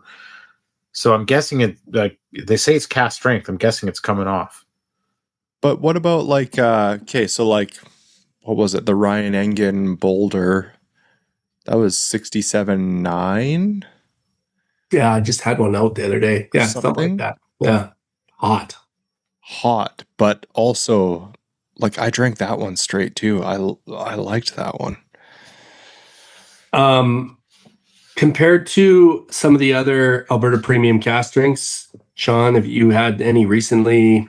Any thoughts? Like, this is the first one with an age statement. Does the age bring a little bit more to this, do you think? Yeah, I do think that this I think you can taste the age on this, and I think it comes in the form of like the elevated sweetness on it. Like some of the other batches are younger, and you can tell they're younger because they hit with a punch, like a youthful punch. I don't want to use elegant to describe this, but it's as elegant as a cast strength 66, 7, whatever percent rye can be. Like, to me, other than maybe batch one, this is probably my favorite one. I would agree with that from the ones I've had. I've had 5, I think. I had 1, 2, 3, and then this one. If you want someone to taste like Canadian rye whiskey, Yeah. it's really, really hard to go wrong here. Yeah. Like I would say if someone's like, I want to taste like a good Canadian rye, I would, you know what, like Lot 40 cask strength is one that I go back to sometimes. Like I think Dr. Don did a good job with that one. What's the 100% rye? Canadian Premium's doing 100% rye now, aren't they? The one with the green bottle? I don't know. But this, you would just be, you could say like, go buy this. This is, and you could pour this on ice and it would sit on that ice, no problem. Like a big ice cube I would probably love this with a big ice cube, to be completely honest. When batch one came out and I had a bunch of them, I would pour this in a rocks glass with a big giant ice cube after mowing the lawn, and it like hit perfectly. Yeah, just let it chill. I did that exact thing, Sean. Yeah. All right. That's I mean, 3 as different as whiskeys we've had so far. I would say 3. Yeah. I don't think you could pick 3 different whiskeys if you tried. No. So do you guys want to buy or not buy, reveal some prices and see where we're at here? Yeah, let's do it. Okay. So I'm going to unblack out the prices and we're going to go, holy shit, look at the price on that Alberta Premium. Oh my God. No way. So, okay, first of all, now that the prices are revealed, here's what's fucked up. Okay, one of them is only available in Alberta. The other 2, like one of them is cheaper in BC than Alberta. one of them, but they probably bought like pallets and pallets and then just kept their margins low. Like that happens sometimes. Then the other one that's available in BC is almost $50. But that's where the small importers and producers get screwed. That's what Gurpreet was talking about. It makes no sense for him. Whereas Alberta Premium has so much whiskey, they can be like, let's get into BC. We'll give it to you for tiny margins. And they probably bump up their price a bit in Alberta just to cover it. Like it, 100%. It's way easier for them to do. Sean, the batch 1 and batch 2 of the Alberta Premium, I paid $65 for at BCL. Yeah, I bet they're just maintaining that. Honestly, it's one of the coolest things because I was going to say this when we were tasting it. So when batch 1 won that award, they scrambled. And I know it was before Caitlin's time, but I have it on good authority that they scrambled and they're like, holy shit, we need to mass produce this. So batch 2 came out and it was a lot of younger whiskey in it. Right. But they did it so they could get it into the States and get it across Canada. But they still wanted to maintain that price. I think every single release has come out between $65 and $70, which this day and age, to have an award-winning whiskey that's now in its 7th or 8th release, and they've kept the price the same, like kudos to them. They could have unheard of. They could have raised this to $100 and people would still buy it, but they haven't. And good on them. Okay, let's just do the prices here. So Maligne Range Tekarra, it's about 115 to 120 bucks, only in Alberta. Two Brewers number 51 is about 105 to 110 bucks in Alberta. 146 in BC. I saw it at the Strath. This is an example of like smaller companies they don't have enough product to just be like, we're going to sell it to you in Ontario or BC for pennies on the dollar. Because like release number 51, they probably only sold 5 cases to BC, right? Like something silly. Yeah. Not an LCBO or SAC. I think Two Brewers is mostly just direct to consumer in the East. I'm pretty sure. Now they have expanded into the UK, but I don't know how many releases have been sent over there. Yeah. And how much of each release that's gone over there. Yeah. That's got to be tough. And then the Alberta Premium 10-year, so a 10-year-old cask strength rye for, let's just say $70. And you can get it 65 in BC, 75 in LCBO, not in SAC, but like $70, let's just say, for a 10-year-old cask strength rye. You're paying $1 per % of ABV. That's yeah. There you go, a buck in ABV. So, I mean, the Maligne Range is the most expensive. I don't think anyone here is going to say we didn't enjoy that. We didn't enjoy the experience. Unique, different, cool. I think we can all agree of the 3, especially at 115 to 120. That's probably going to be on our buy the tasting kit. Yeah. Buy the tasting kit just to try the Runt Banana Note. And it's cool experience. Buy the tasting kit because it is as unique a whiskey as you'll get in a tasting kit. Totally. And I would say, like, I don't think you're going to be like super. I think 115 is probably fine. And I think people could buy that bottle and they would be okay. I just think in this lineup, we probably would say buy the tasting kit first, try it, and then if you want to buy a bottle, I don't think you'd be disappointed at 115. Yeah. Just it's not going to be the top tonight. So on that note, it's one thing I wish we would have got to with Gurpreet is the cost of raw materials for somebody like him as a craft producer versus one of the bigger companies. Oh, yeah. Right. So sourcing from the same place in Scotland, he's told me this. He pays 3 to 5 times as much per container of malt as the Scottish distilleries. That's not including shipping or any of that. That's just raw from the malter.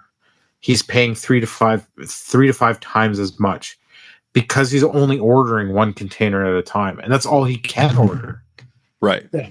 And we're feeding the stuff to pigs and cows. Yeah. What the fuck? So like you kind of have to take the pricing. I'm not even knocking the 115, right? No. But Yeah, I'm saying like the discrepancy is like as craft as you can get to a bigger craft to a huge conglomerate. Totally. Right. Yeah, that's a good way to put it. I think these prices pretty much sum that up perfectly. Maligne Range, smaller than Two Brewers. They don't have like the big brewery. I mean, I guess they're owned by a beer company, but you know what I mean. Yeah. That's why I'm not saying anything negative about it. It's just in this of these 3, that's the buy a tasting kit, try it. Yeah. And the bottle's beautiful. You might just want a bottle for your shelf. Yeah. Especially if you love Jasper, just buy a bottle for Jasper. Yeah. Two Brewers 51. Jasper strong. The Two Brewers non-cask strength ones have gone from just under 100, but they're still like in the years that they've been around, they're still 105 to 110 bucks. Yep. Their prices have not gone up that much considering how much cost of living has gone up since they've been around. That's a really good price for a whiskey we all enjoyed. 100%. And then you have the Alberta Premium 10-year-old cask strength rye that's just a brash, big, bold, in-your-face rye for $70. So the question is, like, we are mostly podcasting to enthusiasts. Are they going to enjoy the Two Brewers 51 more at $105? Or the Alberta Premium cask strength 10-year? That's a tough one, man. It is a tough one. I think it's really tough. I think this is probably our toughest one yet. Between which one's a must buy? Yeah. Because here's the thing, like at $65 in BC, that's like a bottle you could walk past, not know anything about it, look at the ABV and be like, why not? And age statement. Yeah. Yeah. $10, 67%, 60 And the bottles, bucks. the Alberta premium bottles are actually kind of nice. They got like the texture. Yeah, they are really nice. Yeah. So that one could even almost be like a blind buy. If you know nothing about it and you walk past it for 65 bucks, look at the ABV and 10 years, it's like, well, I mean, I may as well. We always say, like, it doesn't even, nowadays, it doesn't even come into effect at all. But, 10 years per year of age, that puts that at $100 and you're paying 65. Yeah. Totally. It's kind of crazy. And that's Canadian whiskey. I mean, I know Wisers and them are putting out like older whiskeys for like a pretty cheap price. And there are people that were enthusiasts of Canadian whiskey that were getting upset with Wisers because they were saying it needs to be more expensive because people are going to think it's cheap and it's not good because it's not expensive enough, right? Hold on though. Were Wisers the small square or like diamond They're like the bottles? square ones. They're square, yeah. So I remember I found a bunch of those at Angry Otter near me. And I was like, what an insane price for this age statement. And it still is, but they're small bottles. No. Wisers are full 750s. Then what are the ones I'm thinking of? You're thinking of like Bridgelands, maybe? Nope. Yeah, I don't know. You're not thinking Wisers are full bottles. You're not thinking of anything. Wisers is like Wisers is Hiram Walker, like big producer. They're not doing small bottles. Jeremy, you're drunk. You guys keep talking. I'm going to find this. Well, we just have to decide here because there's a must buy and there's a should maybe buy or probably buy. I think tonight it's a must and a probably. Yeah, I could go with that. I think the Two Brewers 51 was great, but I think for $110, I think I'm probably going to say you should probably buy it. But I think that Alberta Premium 10-year cask strength for $65 is going to be really hard for me to tell people not to go buy. 100%. Okay, I will count. I agree, but I'm just going to play devil's advocate here. Okay. Where else are you going to get a quality peated Canadian whiskey for $100 or $105? Well, I don't know, Macaloni's. I don't know who else is making good peated whiskey. Well, sorry, Bang Sauce is not $105.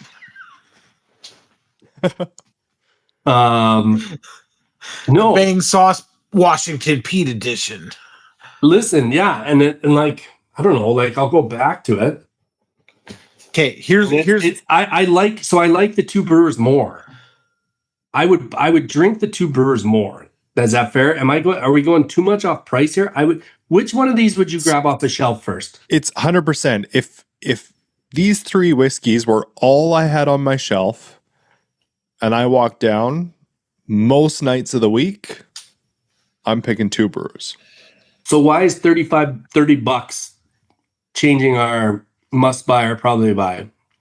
Instead of go buy the Two Brewers because it's delicious, you're going to enjoy it, but you should probably go try that Alberta Premium for $70 just to give it a shot. Yeah, may as well try it. And if you don't love it on its own, put it on an ice cube and maybe throw some bitters in there and give it a shot.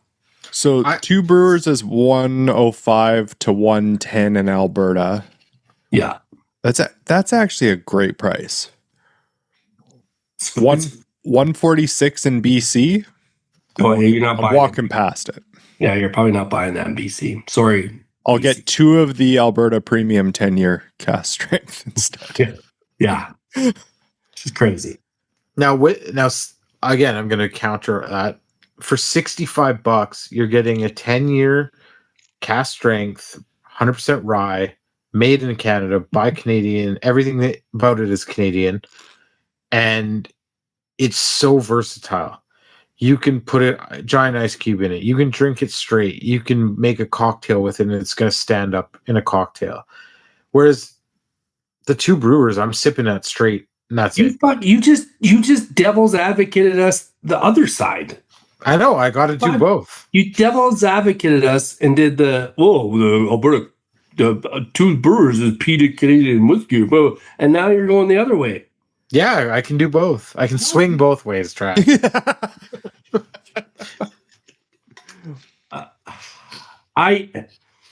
If I'm really being honest, which one of these would I put on my shelf is probably the Two Brewers first that I'm putting on my shelf. Yeah.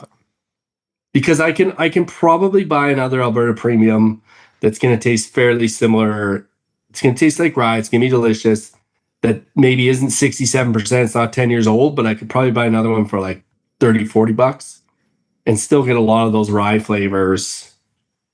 But like as enthusiasts, what are we doing here? Yeah, if we remove price from it completely, Two Brewers is my favorite.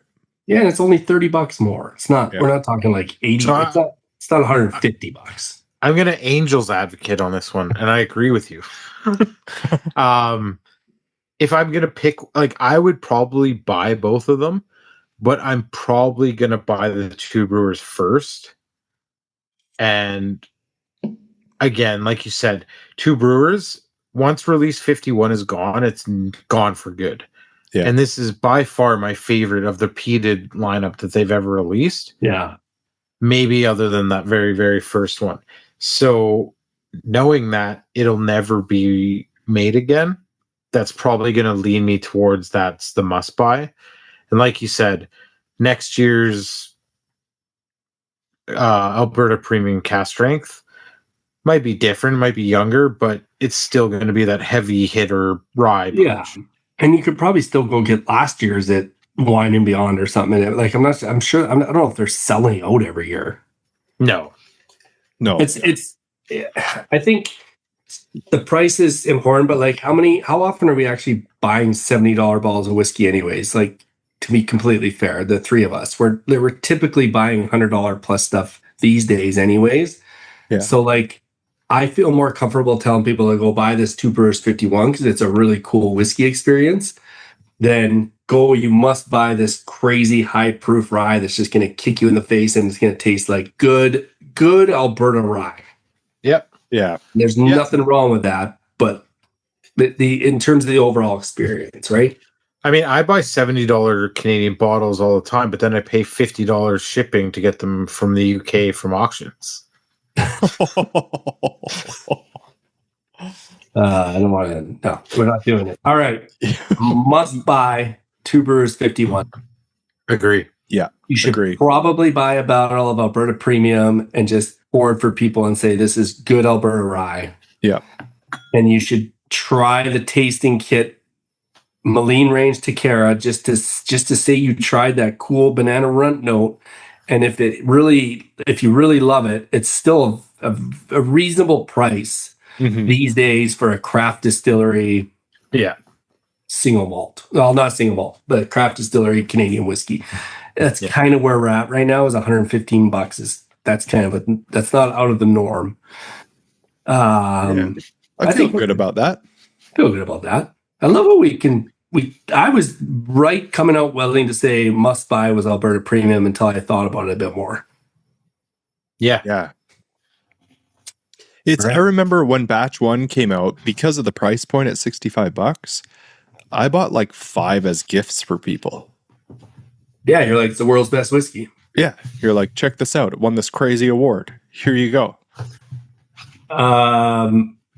Yeah, I don't know how many I went through, and I kept one for a while and eventually just gave it to somebody or something. All right. We pulled the bung. We buy or not buy. I don't think we have time to do like a full Canadian whiskey chat. We don't. Yeah, no, we don't. That was going to be the best part. The 111 rule, Gurpreet touched on it a bit. He's using it, so it must be good. Oh, I will say, if you're going to use it, cool. It's there for a reason. Use it by all means. Yeah. but fucking tell us you're using it. Tell us and do something cool with it. Yeah. Like do something fun. Like Dark Horse, Alberta Premium Dark Horse. Like, Yeah, that was cool. Yeah. so good. We need to do another episode where we bring in like Canadian whiskey doc. What's her name? Andrea? Andrea, yeah. And just really get into the like where are the struggles with promoting Canadian whiskey and what she's doing on her end to kind of like change the course of their brand. Maybe we have her and Reese on and just nerd out for a couple hours. I don't know. That'd be I fun. agree. Season 2. Grind my malt. We don't have to do that tonight. Whiskey Club shout out. Can I do that? Yeah. Mhm. Whiskey Club shout out this month's club, which they were supposed to be last month, but Brad didn't get back to me in time. So it's the Canadian Whiskey Club in Vancouver. Are they right in Vancouver, Jer? Are they West Van or? Well, Brad is in New Westminster. New West. Brad's in New West? That's right. Yeah. They started in 2026.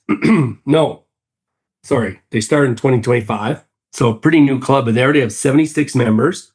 Crazy. Not 75, 76. Excuse me. And they have 76 members. They are currently looking into their first cask. So they haven't done one yet. I mean, they just started, right? So, but that's going to be exciting for them when they do that. They meet once a month. That's an active club. Like once a month that's a commitment. That's a lot. Yeah. And then they have a Christmas meetup as well on top of that. So maybe 12, 13 times a year. And then I always ask the club president. So Brad is the guy running. He's a dude too. He's a really nice guy. Sent us all samples. Is that what you're holding up? No, this is his tasting kit that Oh. he bought from our podcast, and I still have it and I have to send it to him. Oh, there you go. He sent me a bunch This of is samples he sent to me. Yeah, he sent me a bunch of samples, and so with this tasting kit, I'm going to send him a bunch of samples back. Yeah, he's a very active and nice guy. Yeah. I asked him for a club fun fact, and he said that, wait a sec, I got it. From the very first tasting, everyone behaved as if we were all good buddies, and it's just continued that way. I'm genuinely so impressed with the group. I don't feel that makes us unique, however, because I think whiskey has a way of doing that, and that's what makes the whiskey community unique. Love that answer. Yeah, that's great. He's like, we're not special because we're tidy, just that's just kind of what whiskey does. So the Canadian Whiskey Club, I'm hoping to get out to Vancouver maybe in the fall. I want to do a tasting one Friday night with the Canadian Club and then Saturday night with the Dram Alliance crew. Is what I'm hoping to do. That would be cool. And then Jerry, you just come and stay in my hotel or something, and we hang out. 100%. Yeah, that would be awesome. Hey, Trav, can I come with you? Maybe I'll actually get to meet Sherry this time. No, it's just me and Jerry on this. Sean stayed at my house and didn't meet my wife. They pass like ships in the night. Yeah, totally. I just want to go hang out with your wife at like a library and just read a book with her. Yeah. Like Sherry's so cool. Yeah. Dram in a can and a book. Let's go. Yeah. Jared doesn't get to come. Jared's watching the kids. We're with Sherry. What the fuck? It's just okay. That's what we want. Although I would go to one of the like breaking boards, whatever they call that at kids, the testing crazy day or at that. whatever. Yeah. Oh, demo. man. It's pretty cool. Sean. Yeah. Where are we at with the tasting kits? So there's 2 available right now. The tasting kits for the last one, which was episodes 8 and 9. No, 7 and 8. 7 and 8. There's like 1 or 2 left of those. Yeah. And then the July 1st, then this tasting kit, which will be the bourbon and a Canadian, so USA versus Canada. That's a cool kit. Yeah, July 1st, that's a really cool kit. They will July 1st, they'll be in store at whiskydrop.ca. But you got to get them. There's whiskeys in there that you'll never see again and never try. 3 completely different bourbons and 3 completely different Canadian whiskeys. Yeah.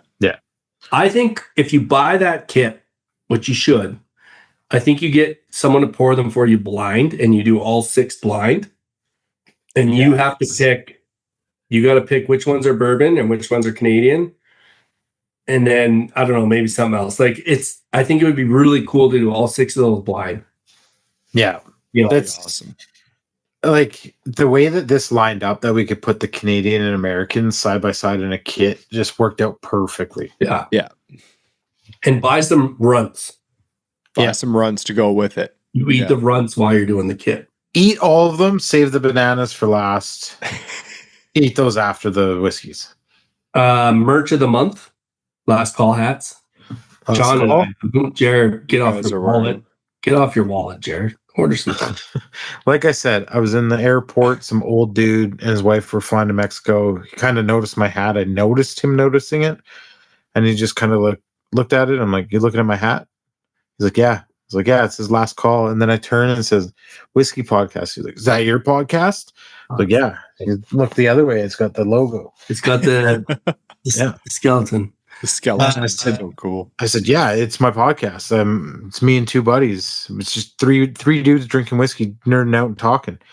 It's like, "Oh, me and my wife, we're going to listen to it." I was like, "You're a listener 19 and 20. Thank you very much." Thank you very much. We're up to 20.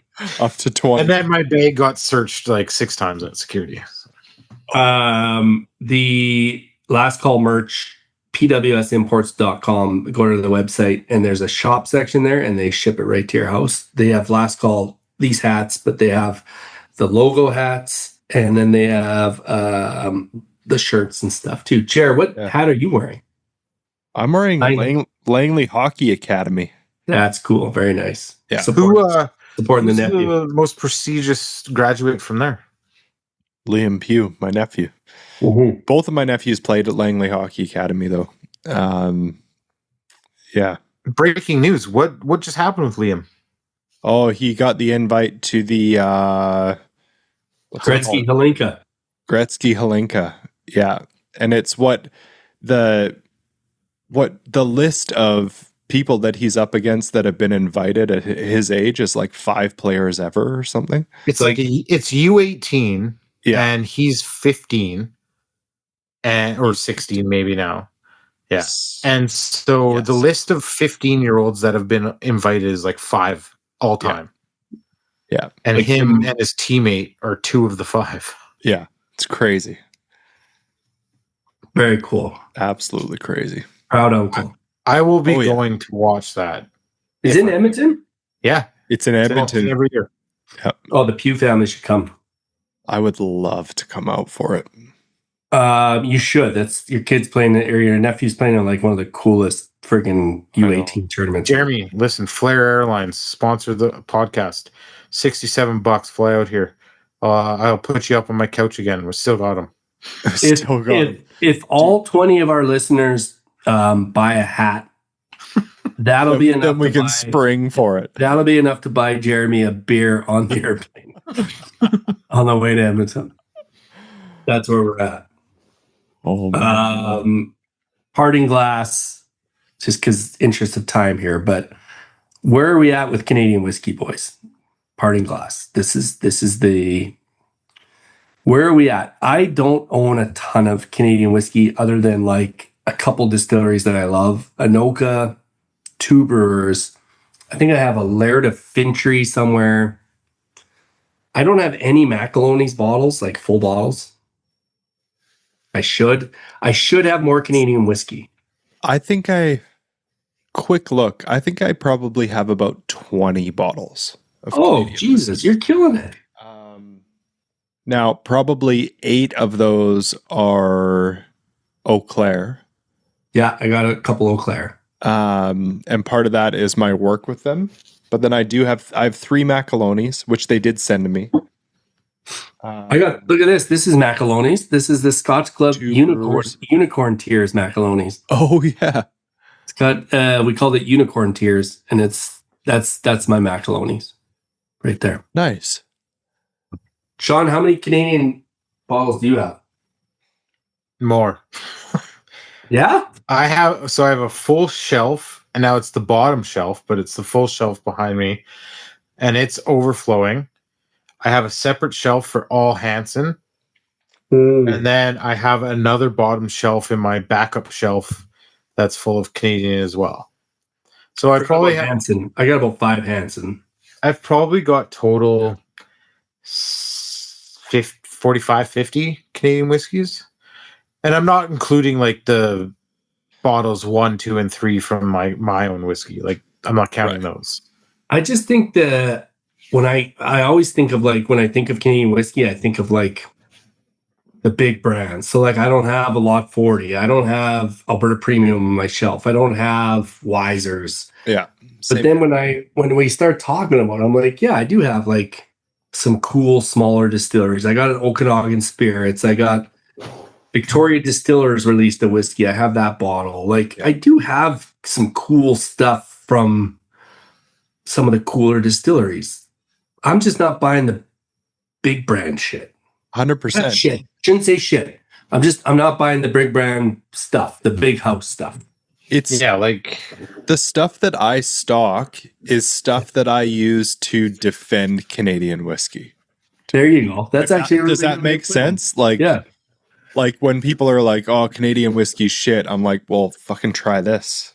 Yeah, Tell me it's shit. exactly. It's a really good way of putting it. Yeah, and it's not like there's a reason why we are catering and we are part of the 1%. This is not us saying that there's not a place for a Wisers or a Crown Royal or a friggin' Alberta Premium or any of these brands. It's just saying that that's just not what we drink and who we cater to. Like we are the 1% in that we are whiskey nerds, we are whiskey enthusiasts. The mass produced stuff, and it applies to Scotch too, you guys. We don't drink a ton of core Glenfiddich. We don't drink core Balvenie. We drink the friggin' weirdos, and that's just who we are. And it's not a knock. Like I always kind of, we're not saying that the big brands are bad. No, we're just saying that we don't drink them. We don't drink them, and it's not necessarily meaning to be a knock. And it's not that we haven't drank them; we just don't regularly restock them. No. Like, yeah. I mean, Bridgeland, I have a handful of bottles, and I always will. I have one Sons of Vancouver. It's their core range, the one core range that they released. I have a Daryl Sittler, so that's like as close to a Wiser. That's a Wiser, yeah. Yeah, and that one was cool. And you know what I did with it? I filled up my little globe with chips in it decanter. Because whatever, it's cool. Somebody sees that and they're like, "What's in there?" I'm like, "Oh, it's great stuff." They have no idea. It's usually if and it's not bad stuff. Like that Daryl Sittler is my favorite out of that whole hockey player range. But I mean, I've got a bunch of Eau Claire. I've got the Pendleton 20-year, which I'll put that up against 20-year bourbon or 15-year, 12-year bourbon. I'll put it up against any Canadian whiskey. It's fucking delicious. Yeah. And then, like, I have a Canadian whiskey with my own name on it. Like, where's Pendleton? Cool. Where's Pendleton made? Alberta Premium. Oh, is it? Yeah. So it's aged at Alberta Premium. And then they fill tanker trucks that drive down to Oregon, and they use Oregon water from Mount Hood melt, and that's what they proof the Pendleton down with, and then they sell it. But it's still called Canadian whiskey. That's cool. Mm-hmm. Yeah. See, this is where like, I mean, we got to talk about like quickly maybe the whole rye whiskey thing. Like, you can call a Canadian whiskey rye whiskey even if it doesn't have rye in it, and I think like we really need to have a conversation. Yeah, we need to really have a conversation about labeling and transparency if that's allowed in the Canadian whiskey industry. And it's like we knock the Japanese whiskey industry for calling it Japanese whiskey, and there's Scotch blended in. We're calling stuff rye whiskey. It doesn't have rye. Like that's just as bad. 100%. And I get that originally back in historically, and the reason why it's still allowed is because originally it was like I want to say wheat whiskey, and it was, Prohibition days or even before that. But then what they were doing is they were adding a little bit of rye into these whiskeys to add a depth of flavor and mouthfeel and all that. So people would say, "Oh, can I get that one with the rye?" And then over time, it just became, "Can I get that rye?" Yeah, and Right. and then because of historical connotations, whatever, they allowed it to. But that's not like, history is history for a reason. Like, the tech file needs to change. I fully support that. If it's not made with, and you can go American style if you want, 51% rye, call it a rye. If it's less than 51% rye, it's not a rye whiskey. Then it's not a rye whiskey. Yeah. And it's, But I also think that if it's 100% rye, that's the only thing that should be on the labels, 100% rye. yeah. What if I do like that. And doesn't Canada have, because remember Cairo Distillery from Finland? They had to stop calling their product rye I was going to bring this up as well. So, because of some stupid proprietary. yeah, it was an agreement between Canada and the European Union back 20 some years ago, where there was no rye being made in the European Union. Right. And they agreed that no whiskey made with rye whiskey in the EU could be called rye whiskey. Right. Now, that was signed by both parties, and then it was kind of forgotten about. And then eventually, some countries started making rye whiskey. So there's rye being made in the Netherlands. There's rye being made in Scotland. There's, all these countries. And then especially in the EU, Finland, Yep. Denmark. And it just came to light in I think 18 months ago. Yeah. It was Heather on April Fool's Day that they announced it. Do you remember? Yeah. And there was Heather Storgard, and I know Andrea, the whiskey prof, she was in on it, but I want to say Heather Storgard was kind of the one that really made it known. And yeah, they to the point where some of them started putting a censored label over the word rye on their bottles and kind of playing on it and stuff. But yeah, it just goes to show you signed something 20 some years ago when it didn't even make an effect on anything, and it's still there. Yeah, it was insane to me that it was enforced on Cairo. They had to stop calling their product rye when it was 100% rye. And But then in Canada, you can call it rye. You can call it rye whiskey when it contains 0% whiskey. I don't even need rye to be 51%. I just need rye to be the highest percentage of the grains. If they want to make a 40% rye that has 30% corn, 20 wheat, and some malted barley, fine. It's got to be the number one grain if you're calling it a rye whiskey. That's just And I think that I don't know. I just feel like it hurts the category.